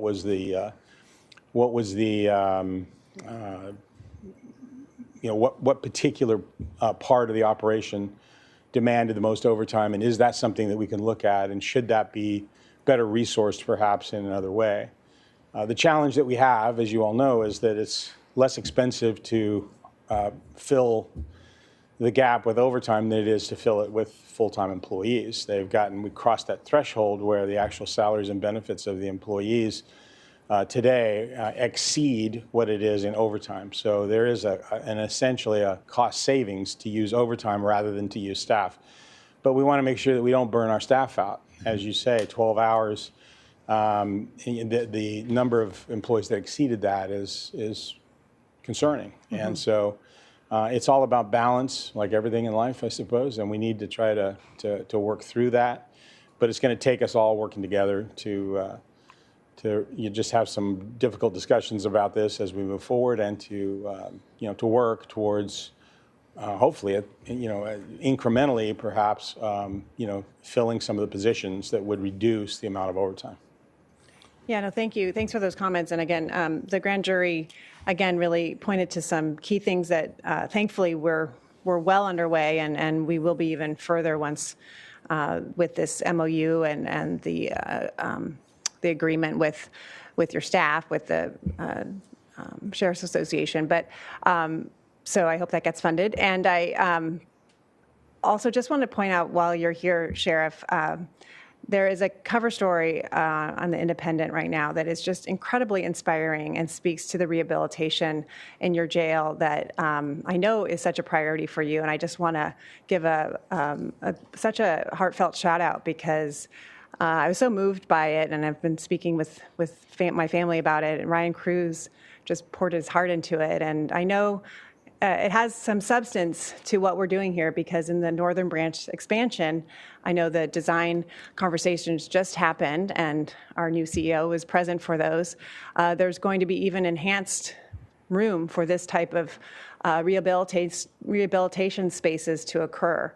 And Eddie and others are just so dedicated. So I just wanted to acknowledge that here and encourage anyone to read Ryan Cruz's story and tell him thank you for being vulnerable and sharing his story, and just allow you to speak to it, because I know, again, how much you have prioritized the beauty of second chances. Well, thank you, Supervisor Capps, for pointing that out through the chair. I appreciate you very much doing that, and I certainly appreciate Ryan Cruz doing the great job that he did on reporting and an in-depth reporting about what is going on in the jail. And there are many other programs like that are occurring in the jail that don't get, and that quite frankly, we don't do for publicity, we do for effectiveness. Yeah. And I am just incredibly proud of our staff, in this case particularly with Chaplain Eddie and his wife Alice, who are an incredible team and do great work. And the programs that they have are, and the care that they have for the people that are in our custody is second to none.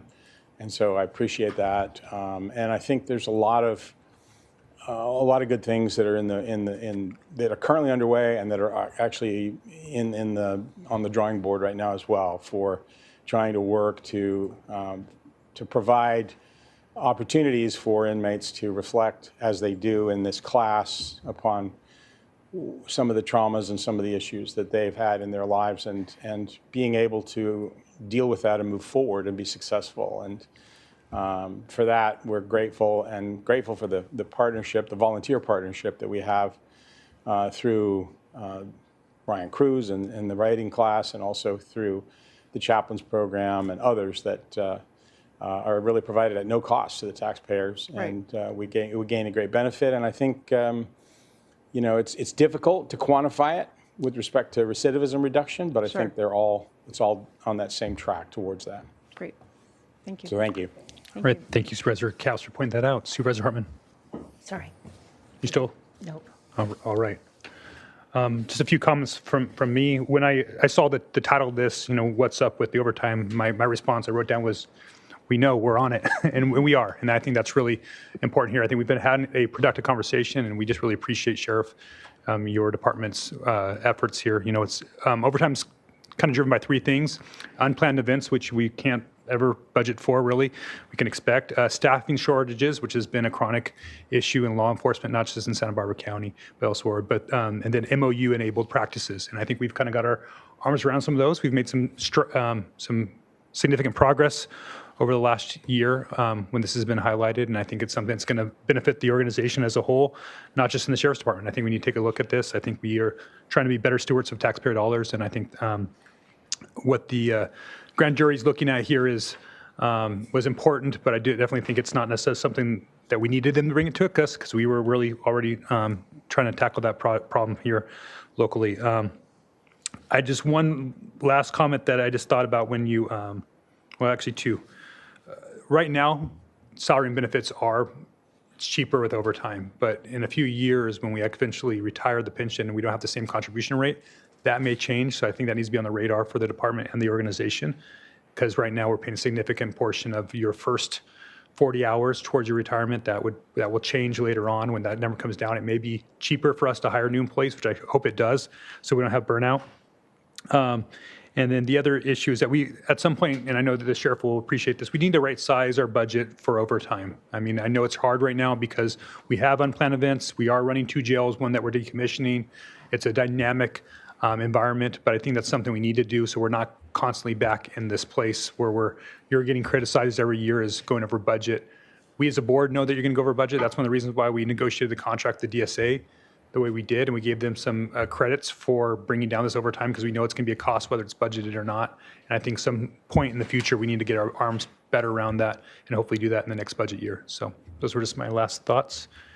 And with that, I just Supervisor Nelson, can I just add, I want to thank you and the board for the support with that, and thank the DSA, because I think it's a great example of the entities coming together and working together to address this problem. And it's not going to completely solve it, but it's a step in the right direction. And it took a lot for both to step up and to come to that agreement. So I appreciate that very much. Yeah, thank you, Sheriff Brown.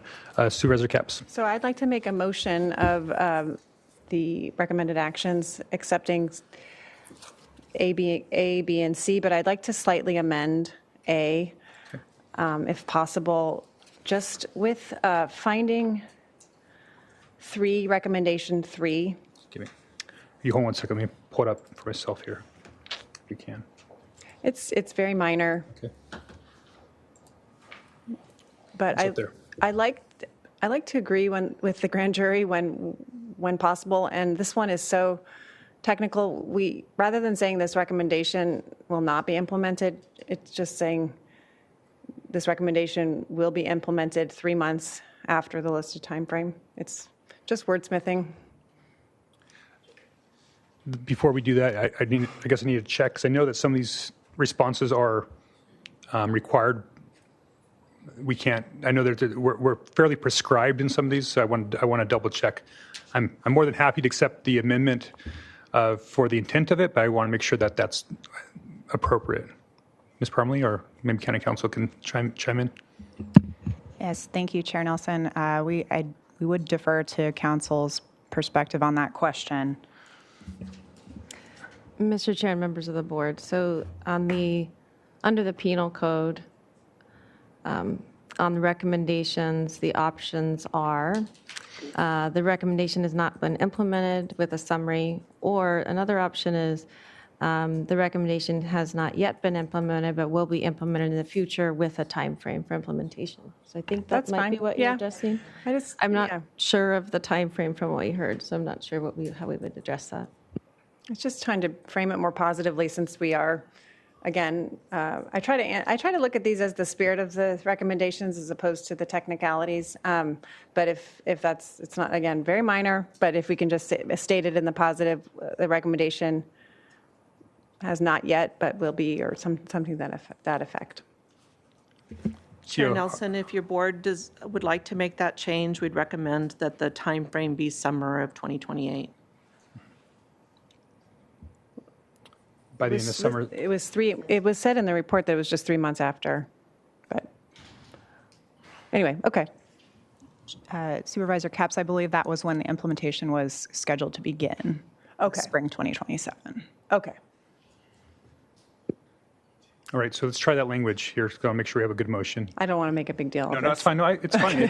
The intent is appreciated. So, so this is for 3-3, finding 3, recommendation 3. What's the prescribed term we can use here, County Council? The recommendation has not yet been implemented but will be implemented in the future. Okay. The estimated time frame is summer of 2028. 2027 or 28? 28. Okay. All right. So that's my motion. That's your motion. Second. All right. Does staff have that down? Pretty comfortable there? Everybody's got nodded heads. Any further discussion on the motion? Seeing none, all in favor signify. There was a motion, second by Hartman. Motion by Capps, second by Hartman. All in favor signify by saying aye. Aye. Aye. Oppose? Motion passes unanimously. Thank you all.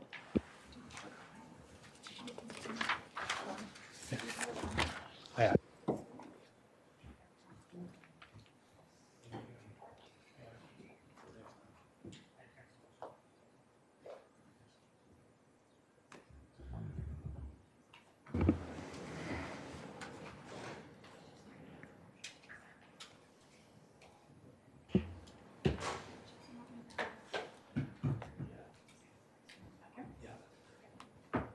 All right. Moving on to departmental item number 3. Madam Clerk, will you please read that item into the record? Chair Nelson and members of the board, departmental item number 3 is from the County Executive Office. It is a hearing to consider recommendations regarding responses to the 2025 through 2026 Grand Jury Report on Emergency Preparedness. All right, Chief Huff. All right, good morning, Chair Nelson, members of the board. I want to address this question firsthand. It's actually the title of the report. Is the county neglecting emergency preparedness? And I feel the answer to that is no. In fact, the fire department is recently updating its mission statement, and preparedness is now in the mission.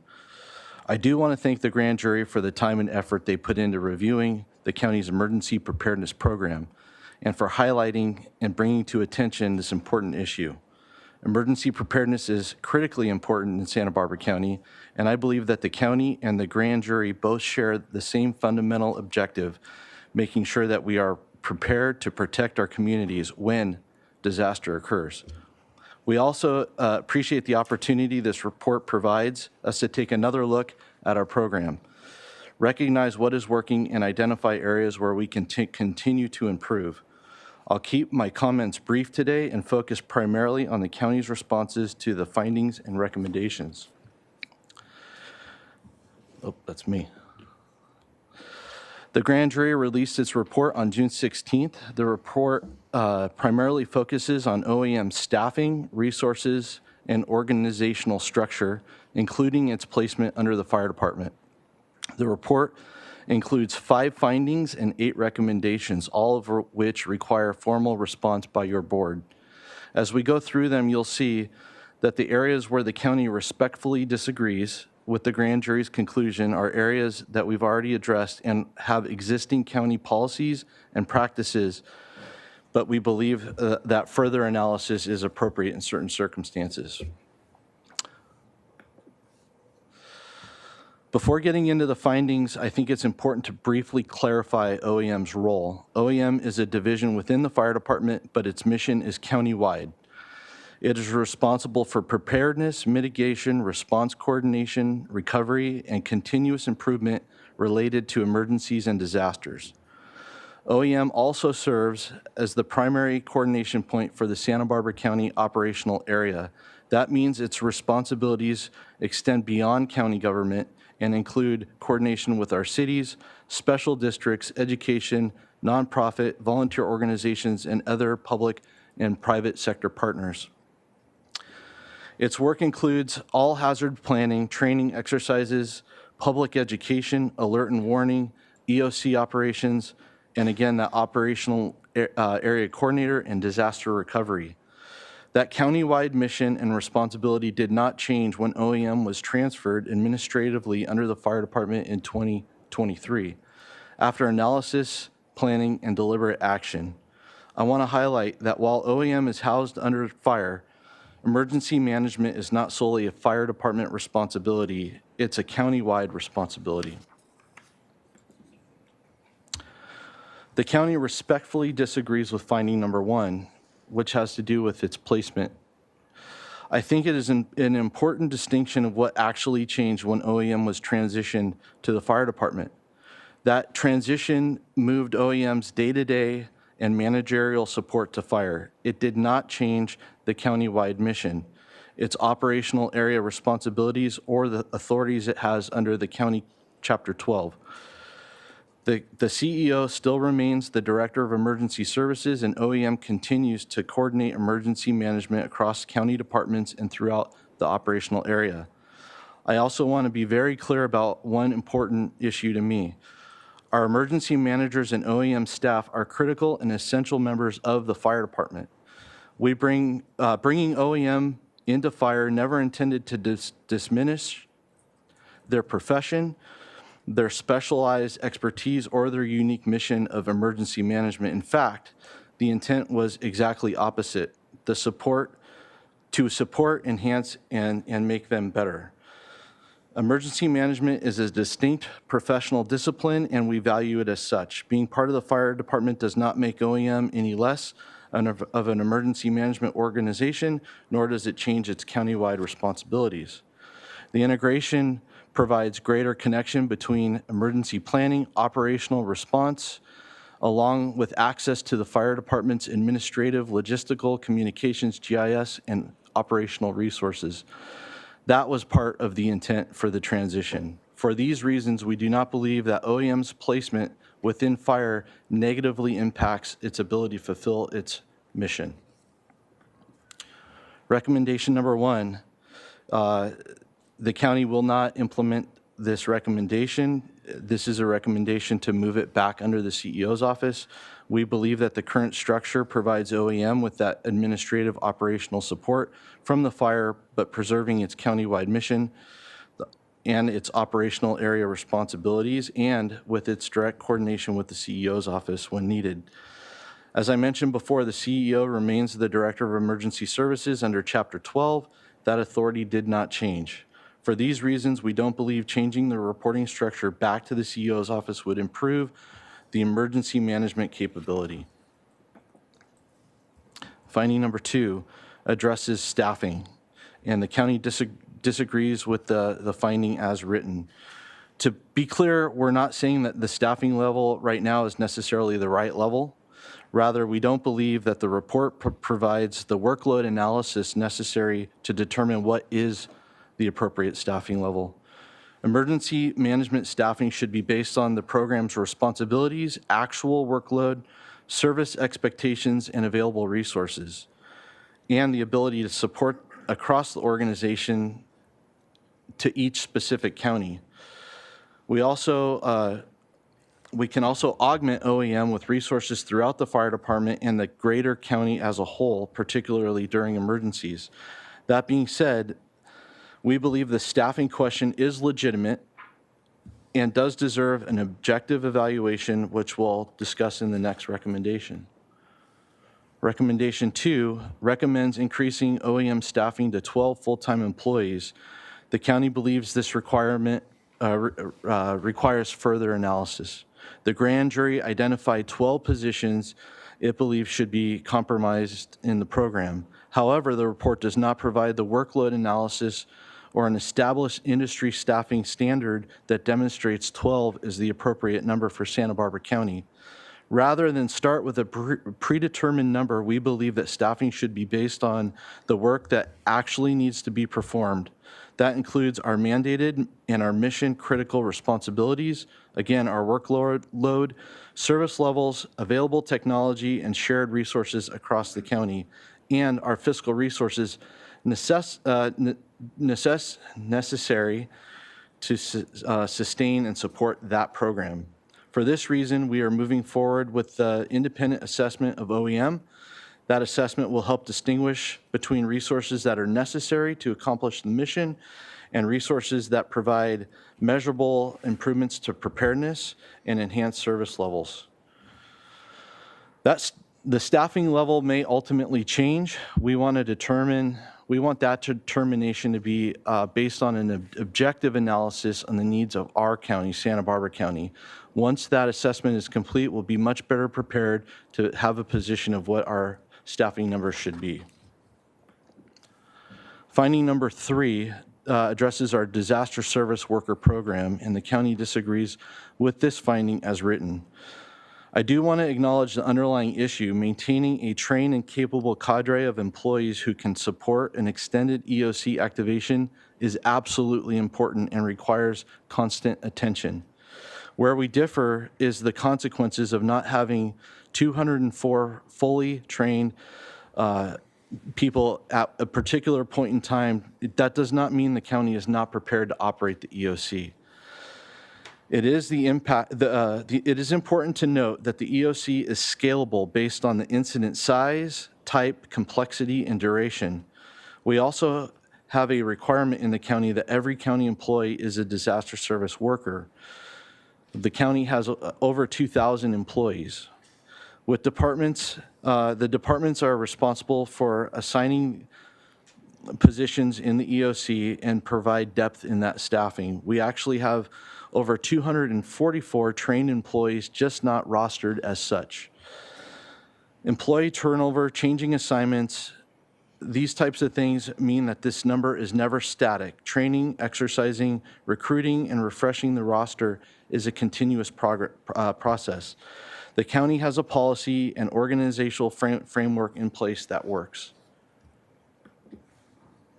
Recommendation 3A calls for a training and exercise program. The county considers this as already implemented.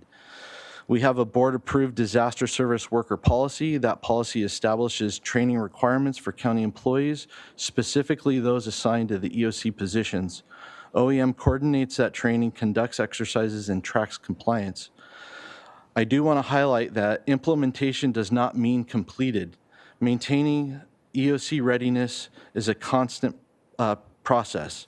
Employees retire, are promoted, transfer, change assignments, so we must continually train, exercise, and build depth within our organization. We believe the framework is there, and this recommendation is already in place, and we will continue working to strengthen our readiness. Recommendation 3B calls for department heads to ensure Their assigned disaster service workers participate in training and exercises. The county believes this recommendation is also already implemented as well. Our existing policy clearly states that emergency preparedness is a shared county responsibility. Each department head is responsible for identifying employees assigned to the EOC positions, maintaining significant depth for multiple operational periods, and ensuring those employees receive the required training. OEM's role is to coordinate the program, provide the training and exercises, and help track that compliance. But OEM cannot build countywide preparedness by itself. Every department is responsible for ensuring employees are trained and prepared to fulfill their county emergency assignments. It isn't an OEM expectation. It is the responsibility of the board-established policy that requires department heads to ensure required training is completed. Recommendation 3C calls for ensuring department head cooperation in training and exercises by adding a participation requirement and some language to their EPR. County considers this recommendation is also implemented. OEM maintains overall roster and coordinates the system, but department heads are responsible for providing and maintaining the trained personnel assigned to their positions. We will continue holding ourselves accountable and our departments accountable for keeping it current and maintaining the readiness necessary for an extended activation. Recommendation 4 addresses the transfer of certain oil and gas responsibilities from OEM to the fire department, which puts us not in compliance with the oil spill contingency plan. The county disagrees with this finding. The 2019 transfer was intentional and placed technical and operational responsibilities within the department, which has the subject matter expertise, response capabilities to manage them. Fire maintains hazardous materials response capabilities, specialized training and equipment, fire prevention and regulatory expertise, and the incident command structure necessary to respond to these types of emergencies. At this time, at the same time, this does not remove OEM from an oil emergency. OEM continues to fulfill its countywide role in coordination, EOC operations, public information and warning, consequence management, and recovery when an incident requires those capabilities. We believe this structure puts the technical responsibility where the expertise exists while preserving OEM's broader emergency management and operational coordination role. For these reasons, we do not believe that the transfer has reduced the county's preparedness for oil and gas emergencies and puts us out of compliance. Recommendation 4A calls for the transfer of these oil and gas responsibilities back to OEM. The county will not implement this recommendation. As I mentioned before, we believe that the technical and operational responsibilities are appropriately aligned with fire, where the specialized expertise, equipment, and regulatory functions already reside. Fire will work collaboratively with our local, state, and federal partners to update the oil spill contingency plan and related emergency plans. We recognize the need to update the planning documents and ensure the roles, responsibilities, and coordination is clearly defined before the next incident occurs.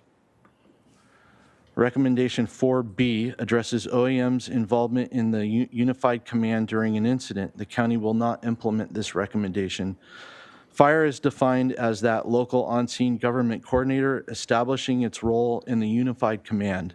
This position is part of the incident command structure that the fire department operates in every day and on every incident. Santa Barbara County Fire is a founding member of FireScope. In the 1970s, we invented that incident command system. Being within the fire department gives OEM the appropriate level of access to the unified commander to support its specific mission. Finding 5 addresses the county's use of volunteers, and the county disagrees with the finding as written. Volunteers are an important part of emergency management system, and the county already works with several established volunteer organizations that provide specialized capabilities during emergencies. Our current model relies on those existing partnerships rather than maintaining one centralized county department service worker volunteer program. We don't believe that the absence of a single formal program by itself shows that the county can't support a prolonged or complex emergency.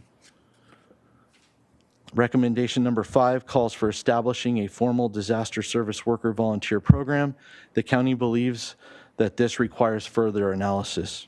I want to be clear, we absolutely recognize the value of volunteers in emergency preparedness, response, and recovery. We already have strong partnerships with established organizations that provide these important capabilities during county emergencies. The question for us is not whether volunteers are valuable, it's whether creating a new formal program would be meaningful and improve our capabilities or potentially duplicate programs and partnerships that already exist. We also need to understand that what it would take to train, recruit, credential, manage, and sustain such a program. A volunteer program requires staff time, oversight, training, equipment, and ongoing resources to be effective. For these reasons, we believe the next step is to include this in our independent assessment and determine where the gaps exist, what capabilities we need, and whether a formal county disaster worker volunteer program is the best way to fill them.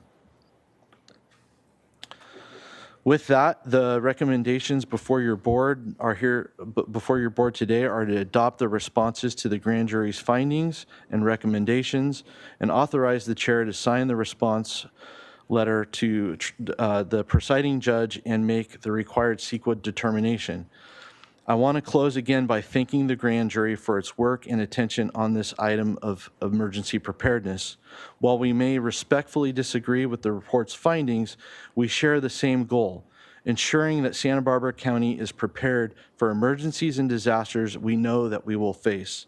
The county is not neglecting emergency preparedness, but we will continue to evaluate the program, address the areas for improvement, and ensure OEM and the broader county organization are prepared to serve our communities when they need us the most.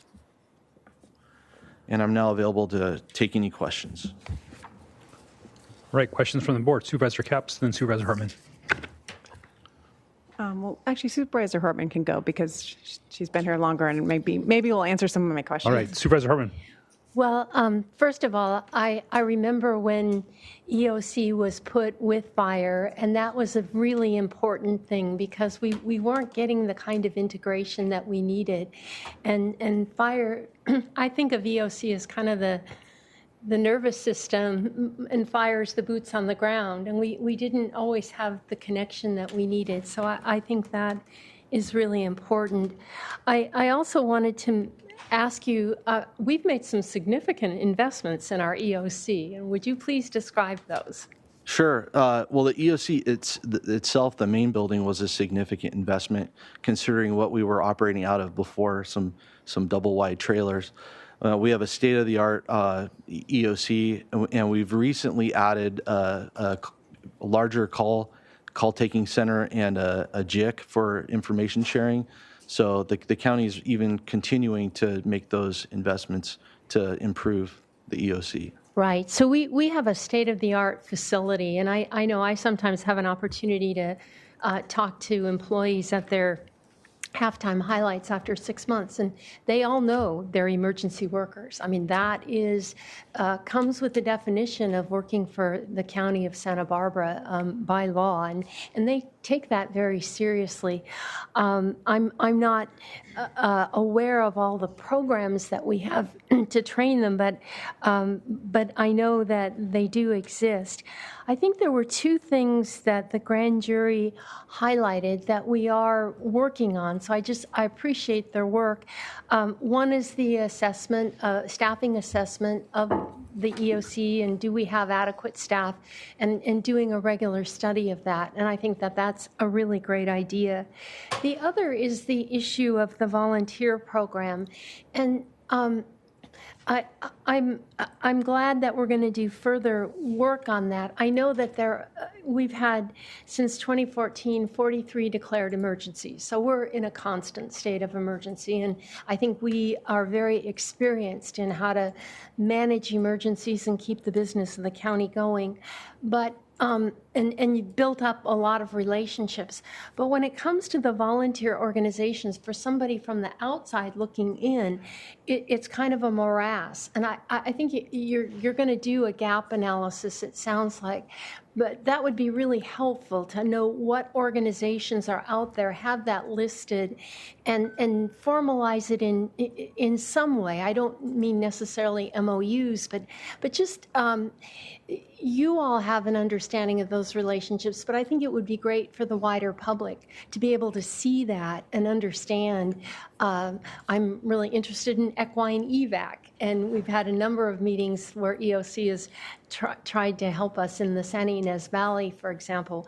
But there's a whole array of volunteer organizations, and I think we just want to make that more explicit. Yeah, Supervisor Hartman through the chair. I totally agree. I think that a lot of these relationships are already established, and it would be like I said, a duplication of efforts in some cases where a lot of those services are already provided. So that gap analysis will come in very handy to show us where the gaps are. Yeah, and let me be clear. I'm not saying we need a volunteer program coordinator or program, but just some way to list or make more explicit. It can be, they're somewhat changing, but it's sort of a static thing. Who all do we look to? The Red Cross and, all the different organizations. Yeah, there's definitely some key players that are big there, for sure. All right, thank you, Supervisor Hartman and Chief Huff. Supervisor Capps.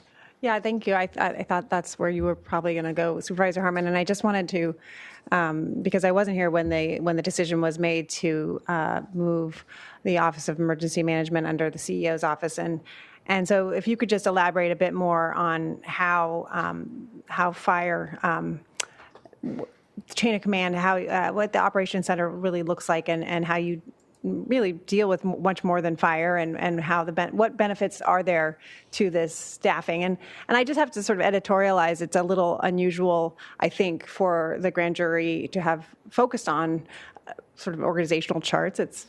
They can do that, and it's in their purview, but I did take note of that, that it seemed rather narrow of a critique.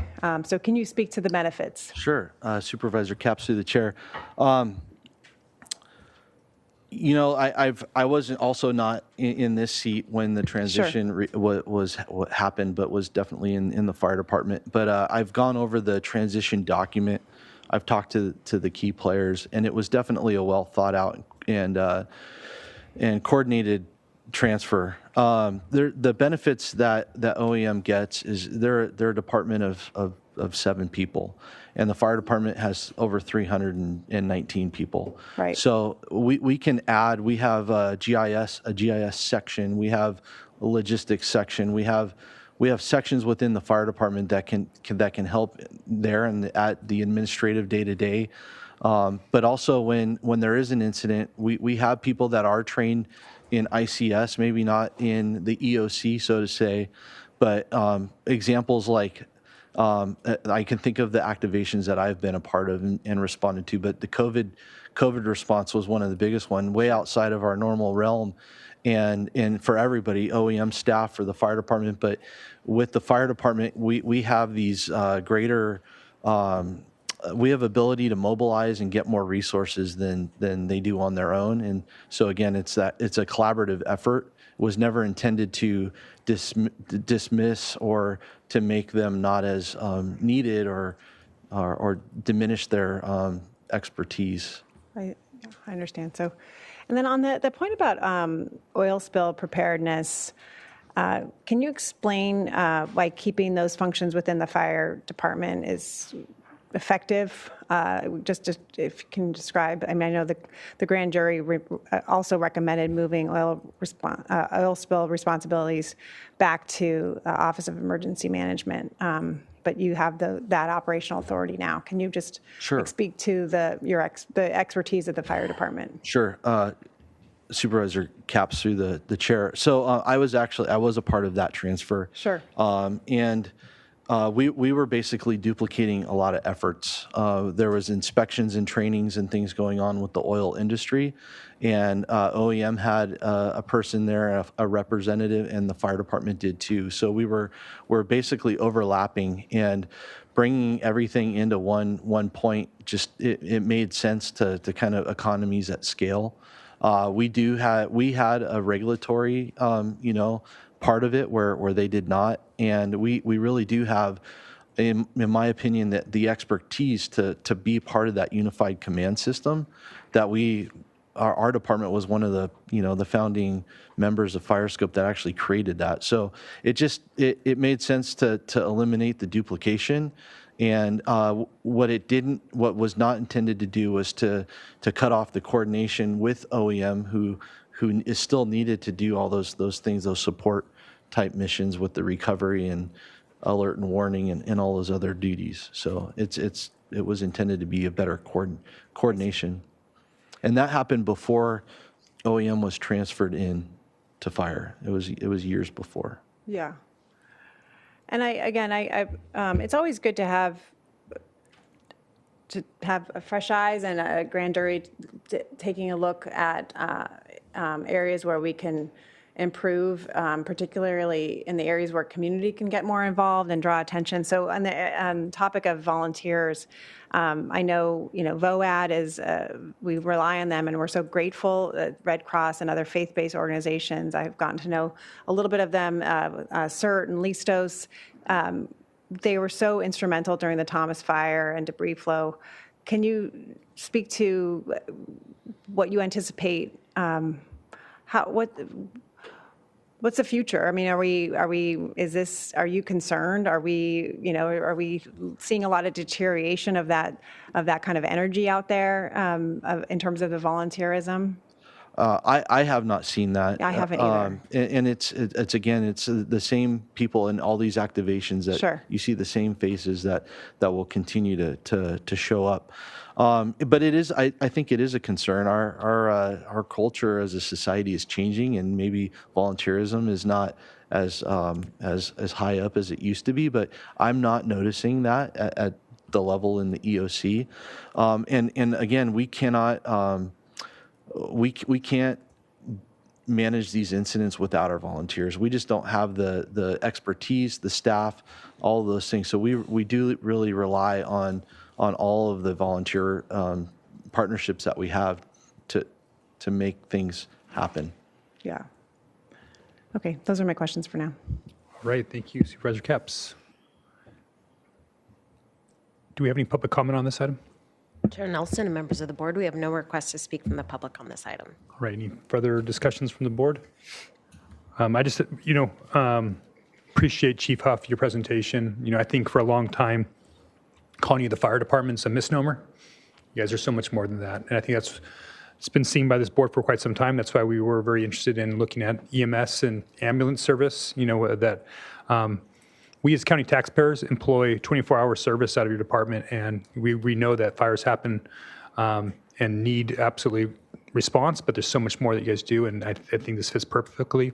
I think you also failed to mention that we have also our fire and EMS dispatch, which I think is another big piece of this whole entire story. We cited that directly next to the OEM on purpose, right down from our fire headquarters. So to me, it's a natural fit for all these organizations to be under one roof. And so I support what past boards have done, and I support it moving on in the future. So with that, I think Supervisor Hartman, were you going to make a motion? I was A through C in today's board letter. Second, and I just want to make a comment that Chief Huff, I fully support you, and I trust that you and your team will do everything to protect our community. So thank you. Right. Yeah, if I could just add a comment that I appreciate your comments today, because while it's important for the grand jury to shine a light, I do think a lot of critical pieces were missing from this report. And again, we have the vantage point of seeing a lot of things, like you just mentioned, the EMS dispatch, which is, literally saves seconds in terms of response, which is lives. And I know Director Hubbard is here. There's so much that happens, and I'm so proud of our emergency response. To sort of see a question of, neglect does not at all comport with what we see every day and what we fund. And sure, there were, every department had to take some cuts. And so while I'm not critical of the grand jury for shining a light, I think that's always important for them to do. I do see that it doesn't tell a complete picture by any means. And I have some, I don't like what that sends to the community, because safety is not just something that I learned this as a school board member. Safety isn't just something tangible, it's also how you feel.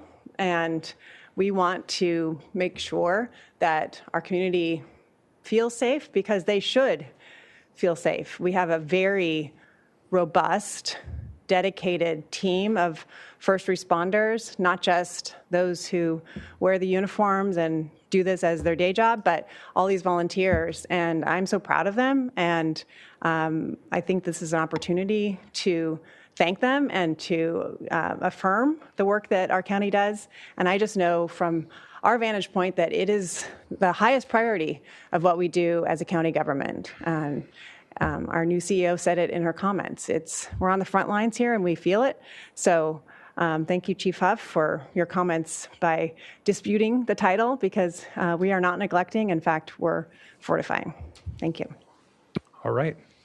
Supervisor Lavigno, further comment on the motion? Yeah, just real quick. I just want to say, too, the proof is in the pudding. I mean, like, we're always getting tested here with emergency response. And I think I'd stack our team up against anybody. And maybe it's something the grand jury could take a look at in 3 or 4 years and see the difference of how it's gone with different grand jury members and maybe get a different perspective. Thank you. So again, we have a motion and a second. Any further discussion? See none. All in favor signify by saying aye. Aye. Opposed? Motion passes unanimously. All right. Thank you all.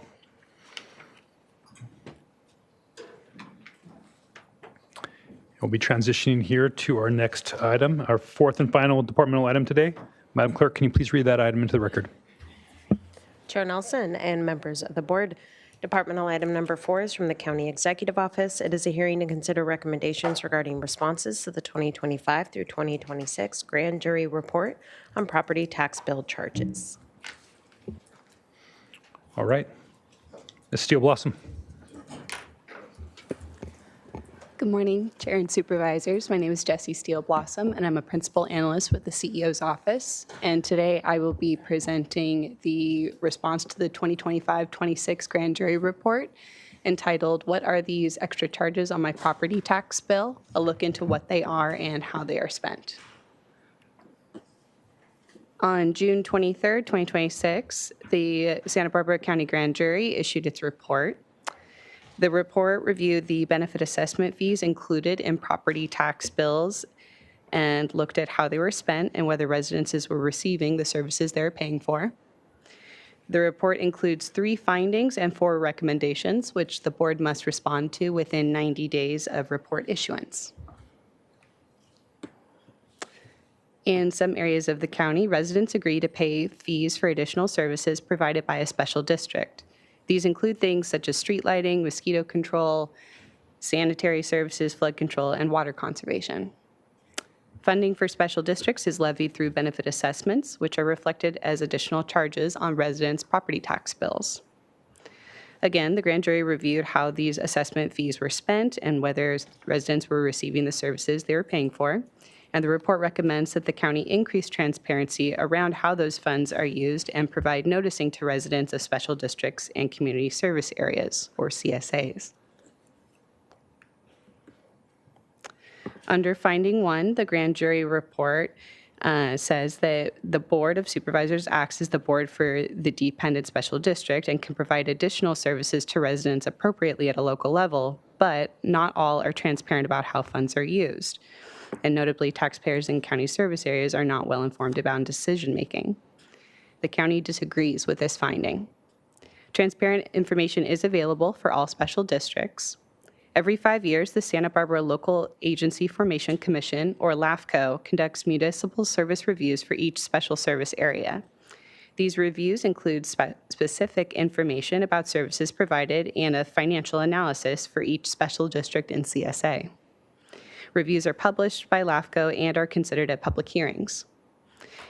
In addition, for county-administered CSAs and special districts, annual budgeting is noticed to the community. It is balloted as appropriate and presented at a public hearing and posted online. For recommendation 1A, the grand jury recommends that the Board of Supervisors create a page on the county's website that identifies all of the dependent special districts and provides links to projects funded by the taxes. This recommendation has been implemented. A CSA and special districts page has been added to the Public Works website, and it provides district and service area information, including geographic boundaries, an explanation of services, and links to additional information. Under recommendation 1B of the report, the grand jury recommends that the board directly notify taxpayers in dependent special districts when an item is on the board agenda that would affect the amount of the assessment or expenditure of district funds. This recommendation has also already been implemented, as the county follows all noticing requirements for each special district and CSA. Though these noticing requirements vary by district and situation, items on the agenda that affect the benefit assessments are always noticed to property owners. For finding number 2, the grand jury report states that the majority of new housing projected for the South County to meet the state's affordable housing requirements will be built in what is now CSA 3, and that will exacerbate issues of transparency in the use of CSA 3 funds. We disagree with this finding, and as mentioned previously, information is available for CSA 3 on the new Public Works webpage. Recommendation 2 recommends that the Board of Supervisors, in consultation with LAFCO, review the optimal structures for service provision in developing areas of CSA 3. This recommendation will be implemented. LAFCO completed municipal service reviews for CSA 3 in both 2023 and 2024.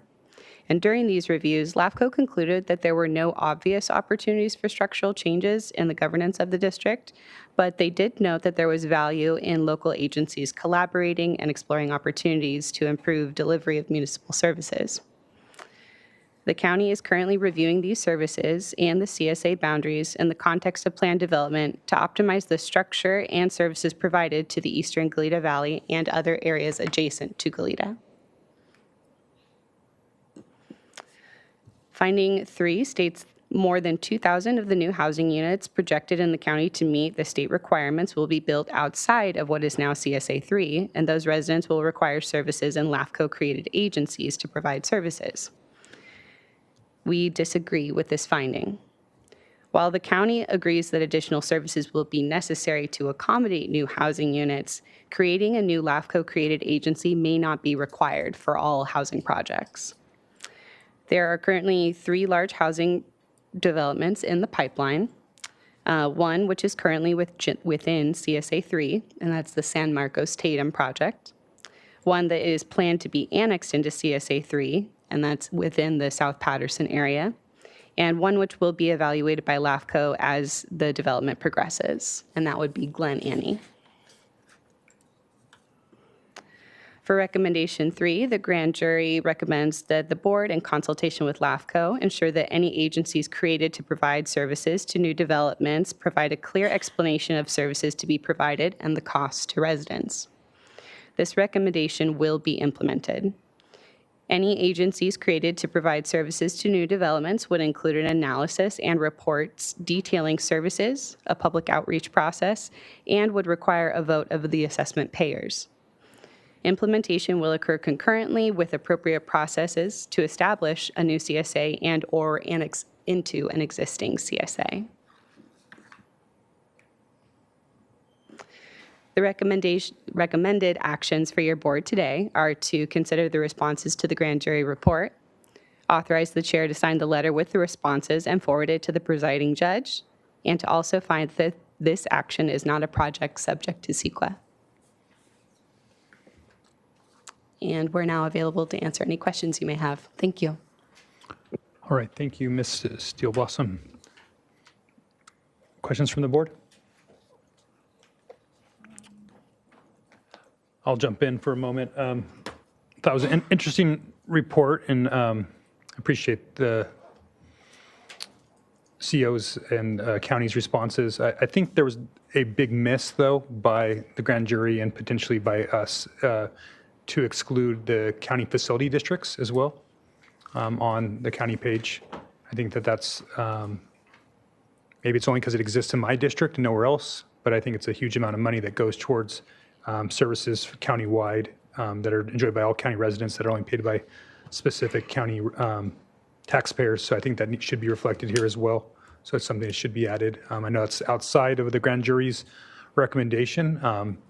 It's actually something I hope that they look into a little bit more, that disparity. But that's not the issue here, but I think it definitely falls under the categories of additional services. The other thing I wanted to maybe see is if we could, on that, actually have the assessment amount. I know it talked about the range on the webpage. I think it talks on the webpage about from as low as $5.94 per resident per year on CSA 5 up to $467 per resident and CSA 41.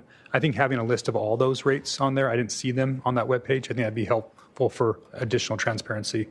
But I do like what we did here with this, and I think that's going to be an added benefit for me as a supervisor who has to communicate to my residents these things, but also to the general public who may want to find out some of this information for themselves. So those are just some comments that I had based on that. Supervisor Capps?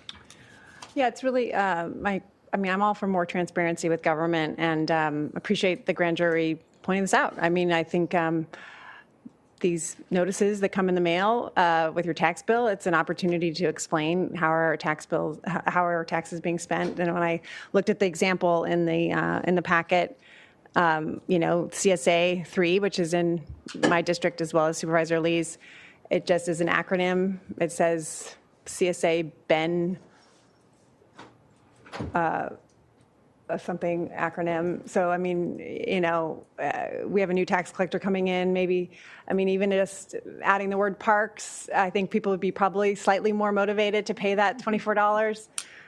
It's a pretty good deal in my opinion. So if we could look, I know other jurisdictions are getting more creative with infographics, not spending more money, but just communicating with the one chance we get. They're opening their tax bill. They're not happy about it, most likely.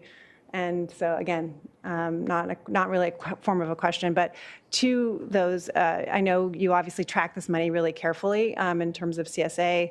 It's a big amount of money. I know if we could have a report, I talked to Supervisor Lee about this yesterday, and we would appreciate a public report. It could be an A item, so we don't have to spend a lot of board time on it, but then we could communicate that report in various ways to the constituents that are actually funding this fund. And we've done other events in the past about parks that have been funded by CSA funds, and having that data maybe annually would be a great idea. So in short, I really appreciate the grand jury being so forward-thinking. They're, as pointed out, I'm sorry, I realize there's no question here, but here I go. We're in deliberations. It's fine. You're good.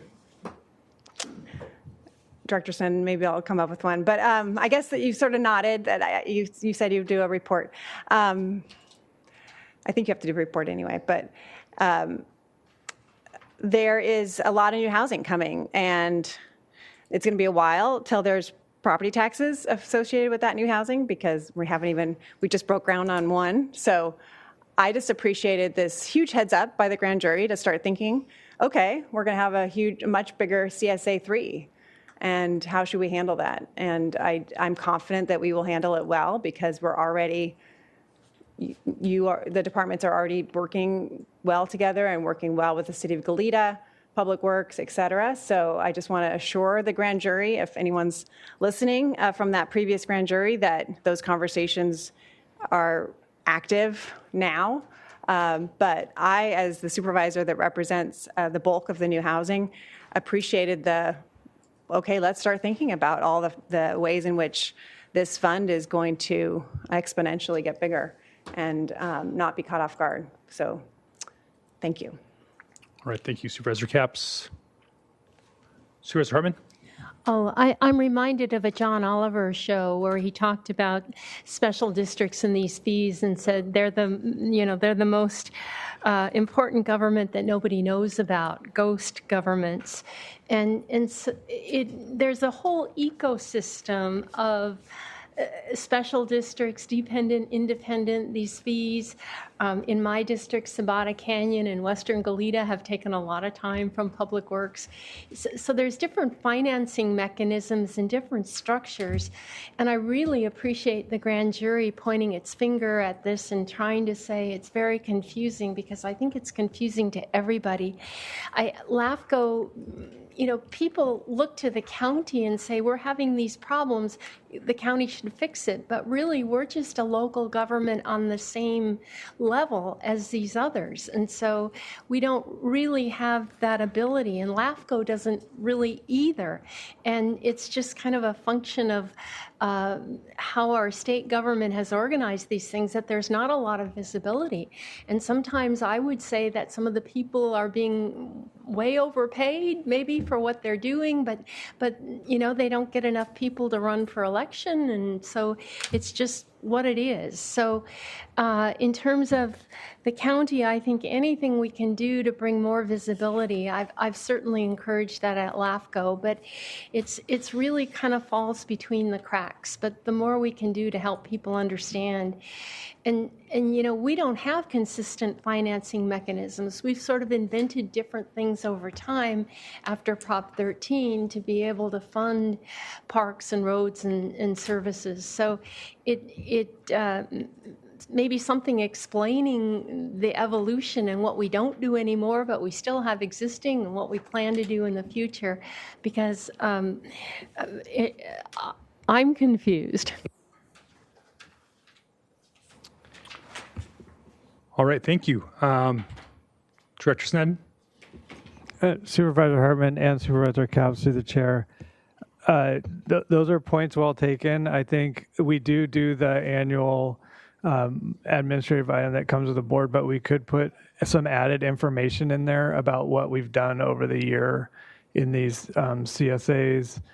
And I think also just, there's a lot of great work that's happening out there in the parks and some of the other things that the CSAs fund, and probably having this website, but also probably boosting some of the outreach that we do would probably give people a better picture of what these funds are doing. All right. Thank you very much.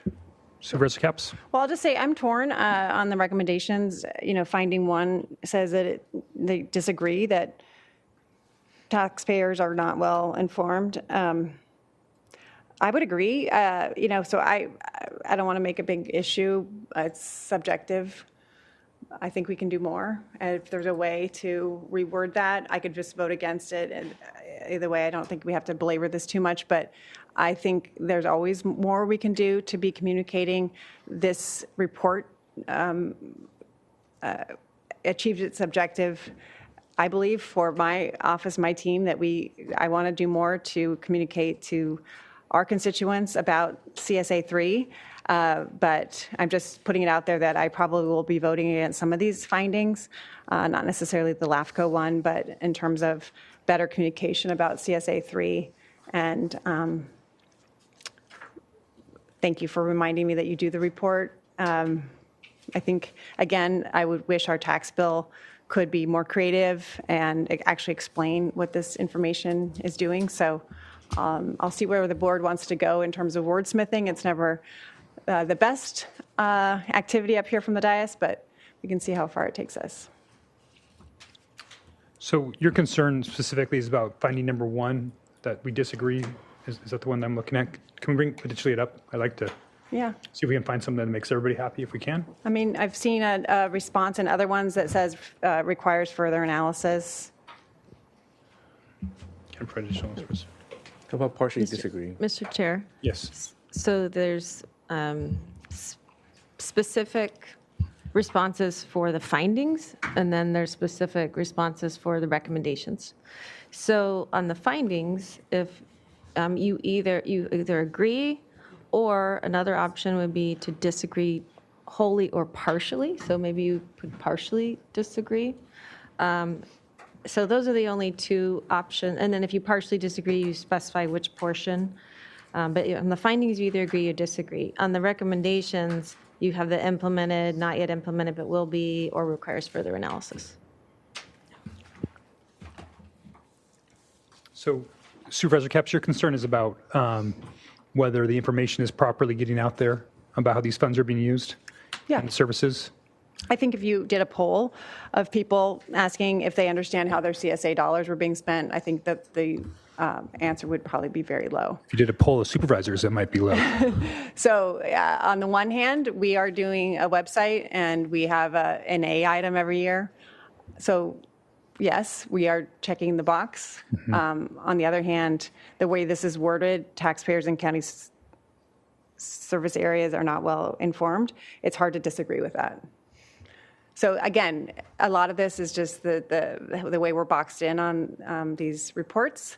If there's a way to say require further analysis, because I think I'm committed to finding further analysis of how we can communicate better. So I think what you're saying is that you actually agree with the grand jury. I do. Okay, so so we could change our recommendation to agree. Sure. May not change our finding, our recommend us to agree, but recommended action may not change, because what we're doing is we are further educating, and we have this now special district link, and that's part of our implementation of our agreement that people are not fully residents to a local level we're not fully transparent on that, or we have not in the past. So we agree, and we are implementing. Is there a way to get back there? And Mr. Chair, members of the board, that would be an option. You could agree with the finding and then Keep the recommended action? And then recommended action. Doesn't change what we're doing. Still, yeah, it has We're been already implemented. acting in an affirmative pathway, and to go along with Supervisor Capps' desire to be more positive in our relationship with the grand jury. We can agree that we haven't been there yet, but we're getting there. And let me just see if there's if there's a way to also recommend that the tax collector improve the tax bills, if that's something that's appropriate for this board to include. Explore how? Explore how. Was there any direction from the grand jury did they direct any questions to the treasurer tax collector? I mean, that would be. It's a question. He's independent, so I don't, That's true. Supervisor Levanino, through the chair, no, they did not provide any specific recommendations for the treasurer tax collector. Okay. I think we can. Like a website. So I that's. think we should be able to work with them. I know that they've in the past had some noticings that go out with tax bills that help you know where your tax dollars are going. They have that little pie wheel where it talks about where it goes to local government and whatnot. I'm sure this is an area that they might be open to, and maybe, I don't know if we need to have it in here, but maybe that's a next step for us as a board to work with the treasurer tax collector to get some more information or links in their tax bill so that they could go onto this website and they could get some of this additional information. I think that's where I think I see you wanting to go. That'd be great. So not necessarily a. I don't necessarily change director. It doesn't change the recommended actions, but. And I think that's direction from the board for us to work closer with the treasurer tax collector to get some further transparency in tax bills moving forward. Thanks. Okay, so I think the recommended action at this point would be staff recommendation with the exception of on finding one, we change that from disagree to agree. Doesn't change what our ultimate recommended implemented action would be, because it's the same either whether we agree or disagree. Is that acceptable for my colleagues? And does that satisfy your concern, Supervisor Capps? Yep. Is that okay with council? Okay, getting nodding heads. Everybody's happy here. Any further discussion on that? All right. And again, I think I checked already for public comment. Was there no public comment on this item? Chair Nelson and members of the board, great question. There is no request to speak Okay. from the public on this Thank item. you. Supervisor Capps. And then on finding two, it's. I mean, it's hard to disagree with finding two. If you could put it up, please.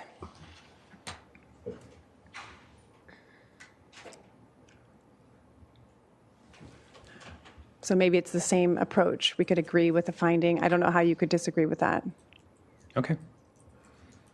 Because it's going to be with potentially, 3,000 to 4,000 more people paying, I guess that's units, paying into these funds.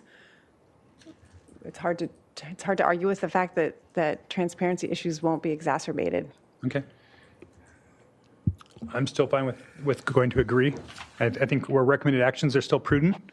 And again, I appreciate staff and for their approach on those. So I think we can agree with finding 2 without changing anything in a material way. Are you good with that, Supervisor Lee? It's in your Yes. district as well. Okay, everybody's good here. We better check finding 3 real quick as well. And then finding 3, again, I'm not on LAFCO, so I wanted to check with those who are. I could see it's, again, if with 2,000 more units, if there needs to be, again, this is way down the line, years down the line, but would it be, requires more analysis if there needs to be a new special agency? It seems like that's possible, but. So I would jump in on that. I don't think it's necessarily a LAFCO created agent. And somebody can maybe correct me if I'm wrong. If there's a new CSA, it'd actually be created by this board, and it would be a condition of approval on those new projects. That's typically how that works, either a CSA or a CFD. That's typically how it's done. We actually created it, not LAFCO. Okay. So if it's something we wanted to do, my understanding is that's something we would need to develop and create moving forward. And I look like ACO Horton is Great. here. It might be a good subject matter expert to be able to speak to this. Please. Thank you, Chair. In regards to the referenced developments, we are currently analyzing whether those properties will be recommended into annexing into CSA 3. Okay. And we are also in discussions and coordinating with the City of Goleta on that as well. Yeah. So we are analyzing. Yes. So, I mean, again. So that's why we're partially disagreeing, because I think we're saying there are some agreements there, but we're continuing to work on it. But it says disagree currently on finding 3. It says partially disagrees. Oh, mine just says disagree. Well, my board letter, or, okay. Chair Nelson, sorry. Director Sten, sorry. I'm tongue-tied today. I'm still back on finding 2. I just want to be clear, and the reason we disagreed is we meet all the requirements for transparency, and LAFCO meets all the requirements for transparency. So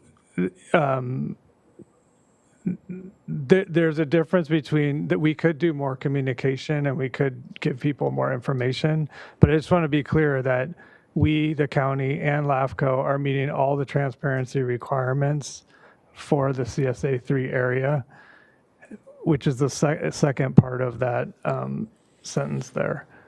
And also the first part of the sentence says that the affordable housing will be built in what is now CSA 3. That's only one of those 3 developments is actually in CSA 3 right now. So it's a little bit semantics, but that's where the disagreement came from with finding 2.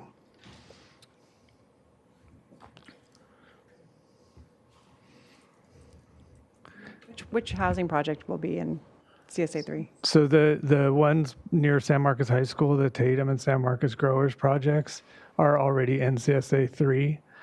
The ones in the South Patterson area, we're conditioning their approvals to annex into CSA 3. Glen Annie is sort of an island away from the majority of CSA 3, but we do have CSA 3 zones out that area, and that would be something we'd be considering as that development gets farther along in the application process. So it would be all of the ones near San Marcos, though? It would be. Eventually would be, but they're not currently. Yeah, it's the semantics part here. They're not currently on CSA 3 annexation. South into CSA Patterson 3 area will be is a not. condition Chair of their Nelson. final approval, which is once I think what the maps recorded, at least the preliminary track map, then they have to go to LAFCO to get added. They have to file an application. There's a process that's involved that they have not yet gone through, is what I'm hearing. Chair Nelson, that's correct.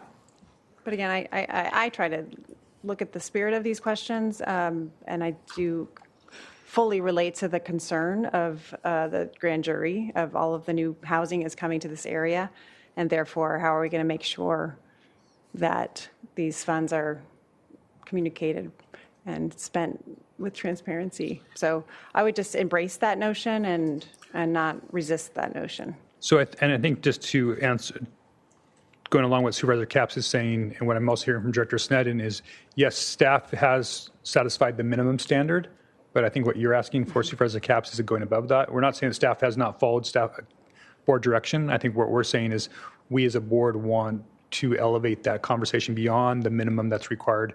And so, which you have not got that direction in the past, but now this board is asking for that level of direction in the future so that there's additional transparency for the public, so there's additional awareness.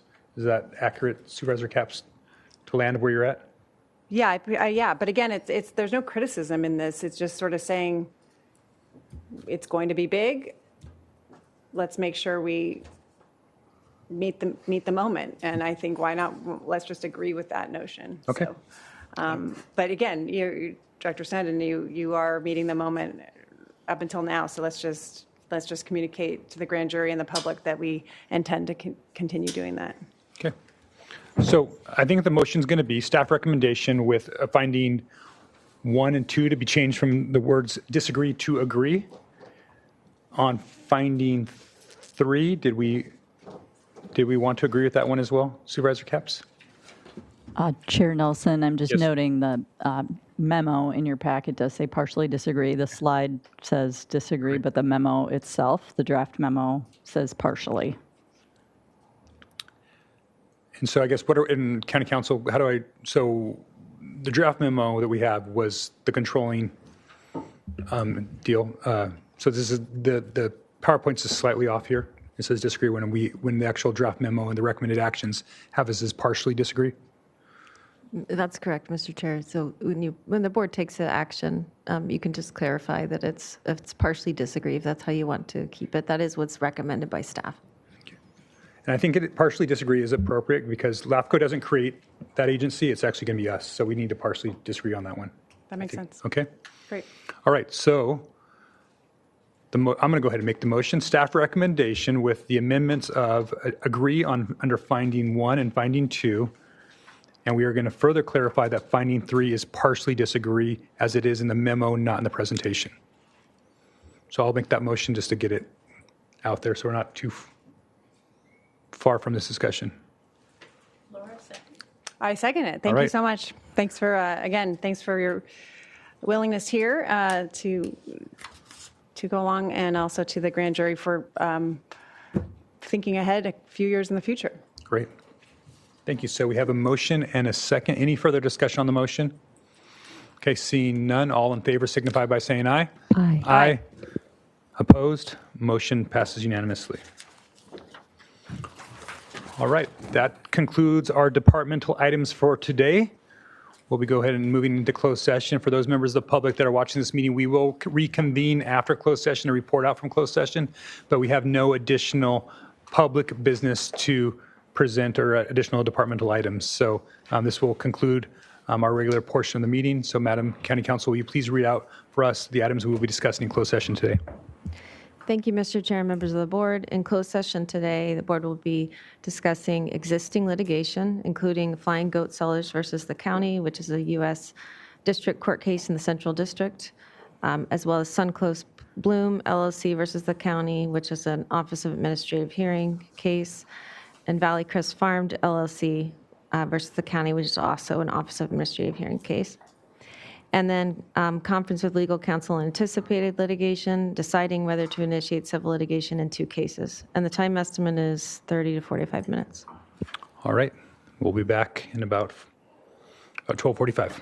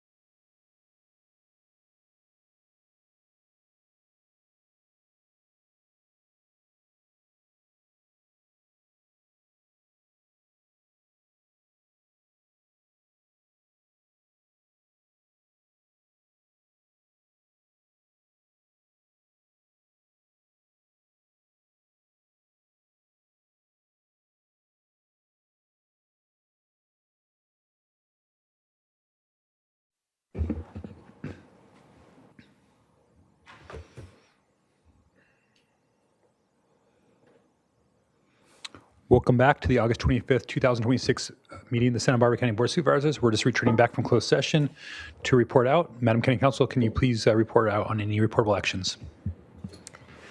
Thank you, Mr. Chair, members of the board. The board met in closed session on existing litigation, Flying Goat Sellers versus the county, Suncoast Bloom LLC versus the county, Valley Crest versus the Farms versus the county, and anticipated litigation, deciding whether to initiate civil litigation in 2 cases, and the board took no reportable action. All right, thank you very much. And with that, we adjourn our meeting this week, and we will be returned to Santa Barbara on September 1st. See you then.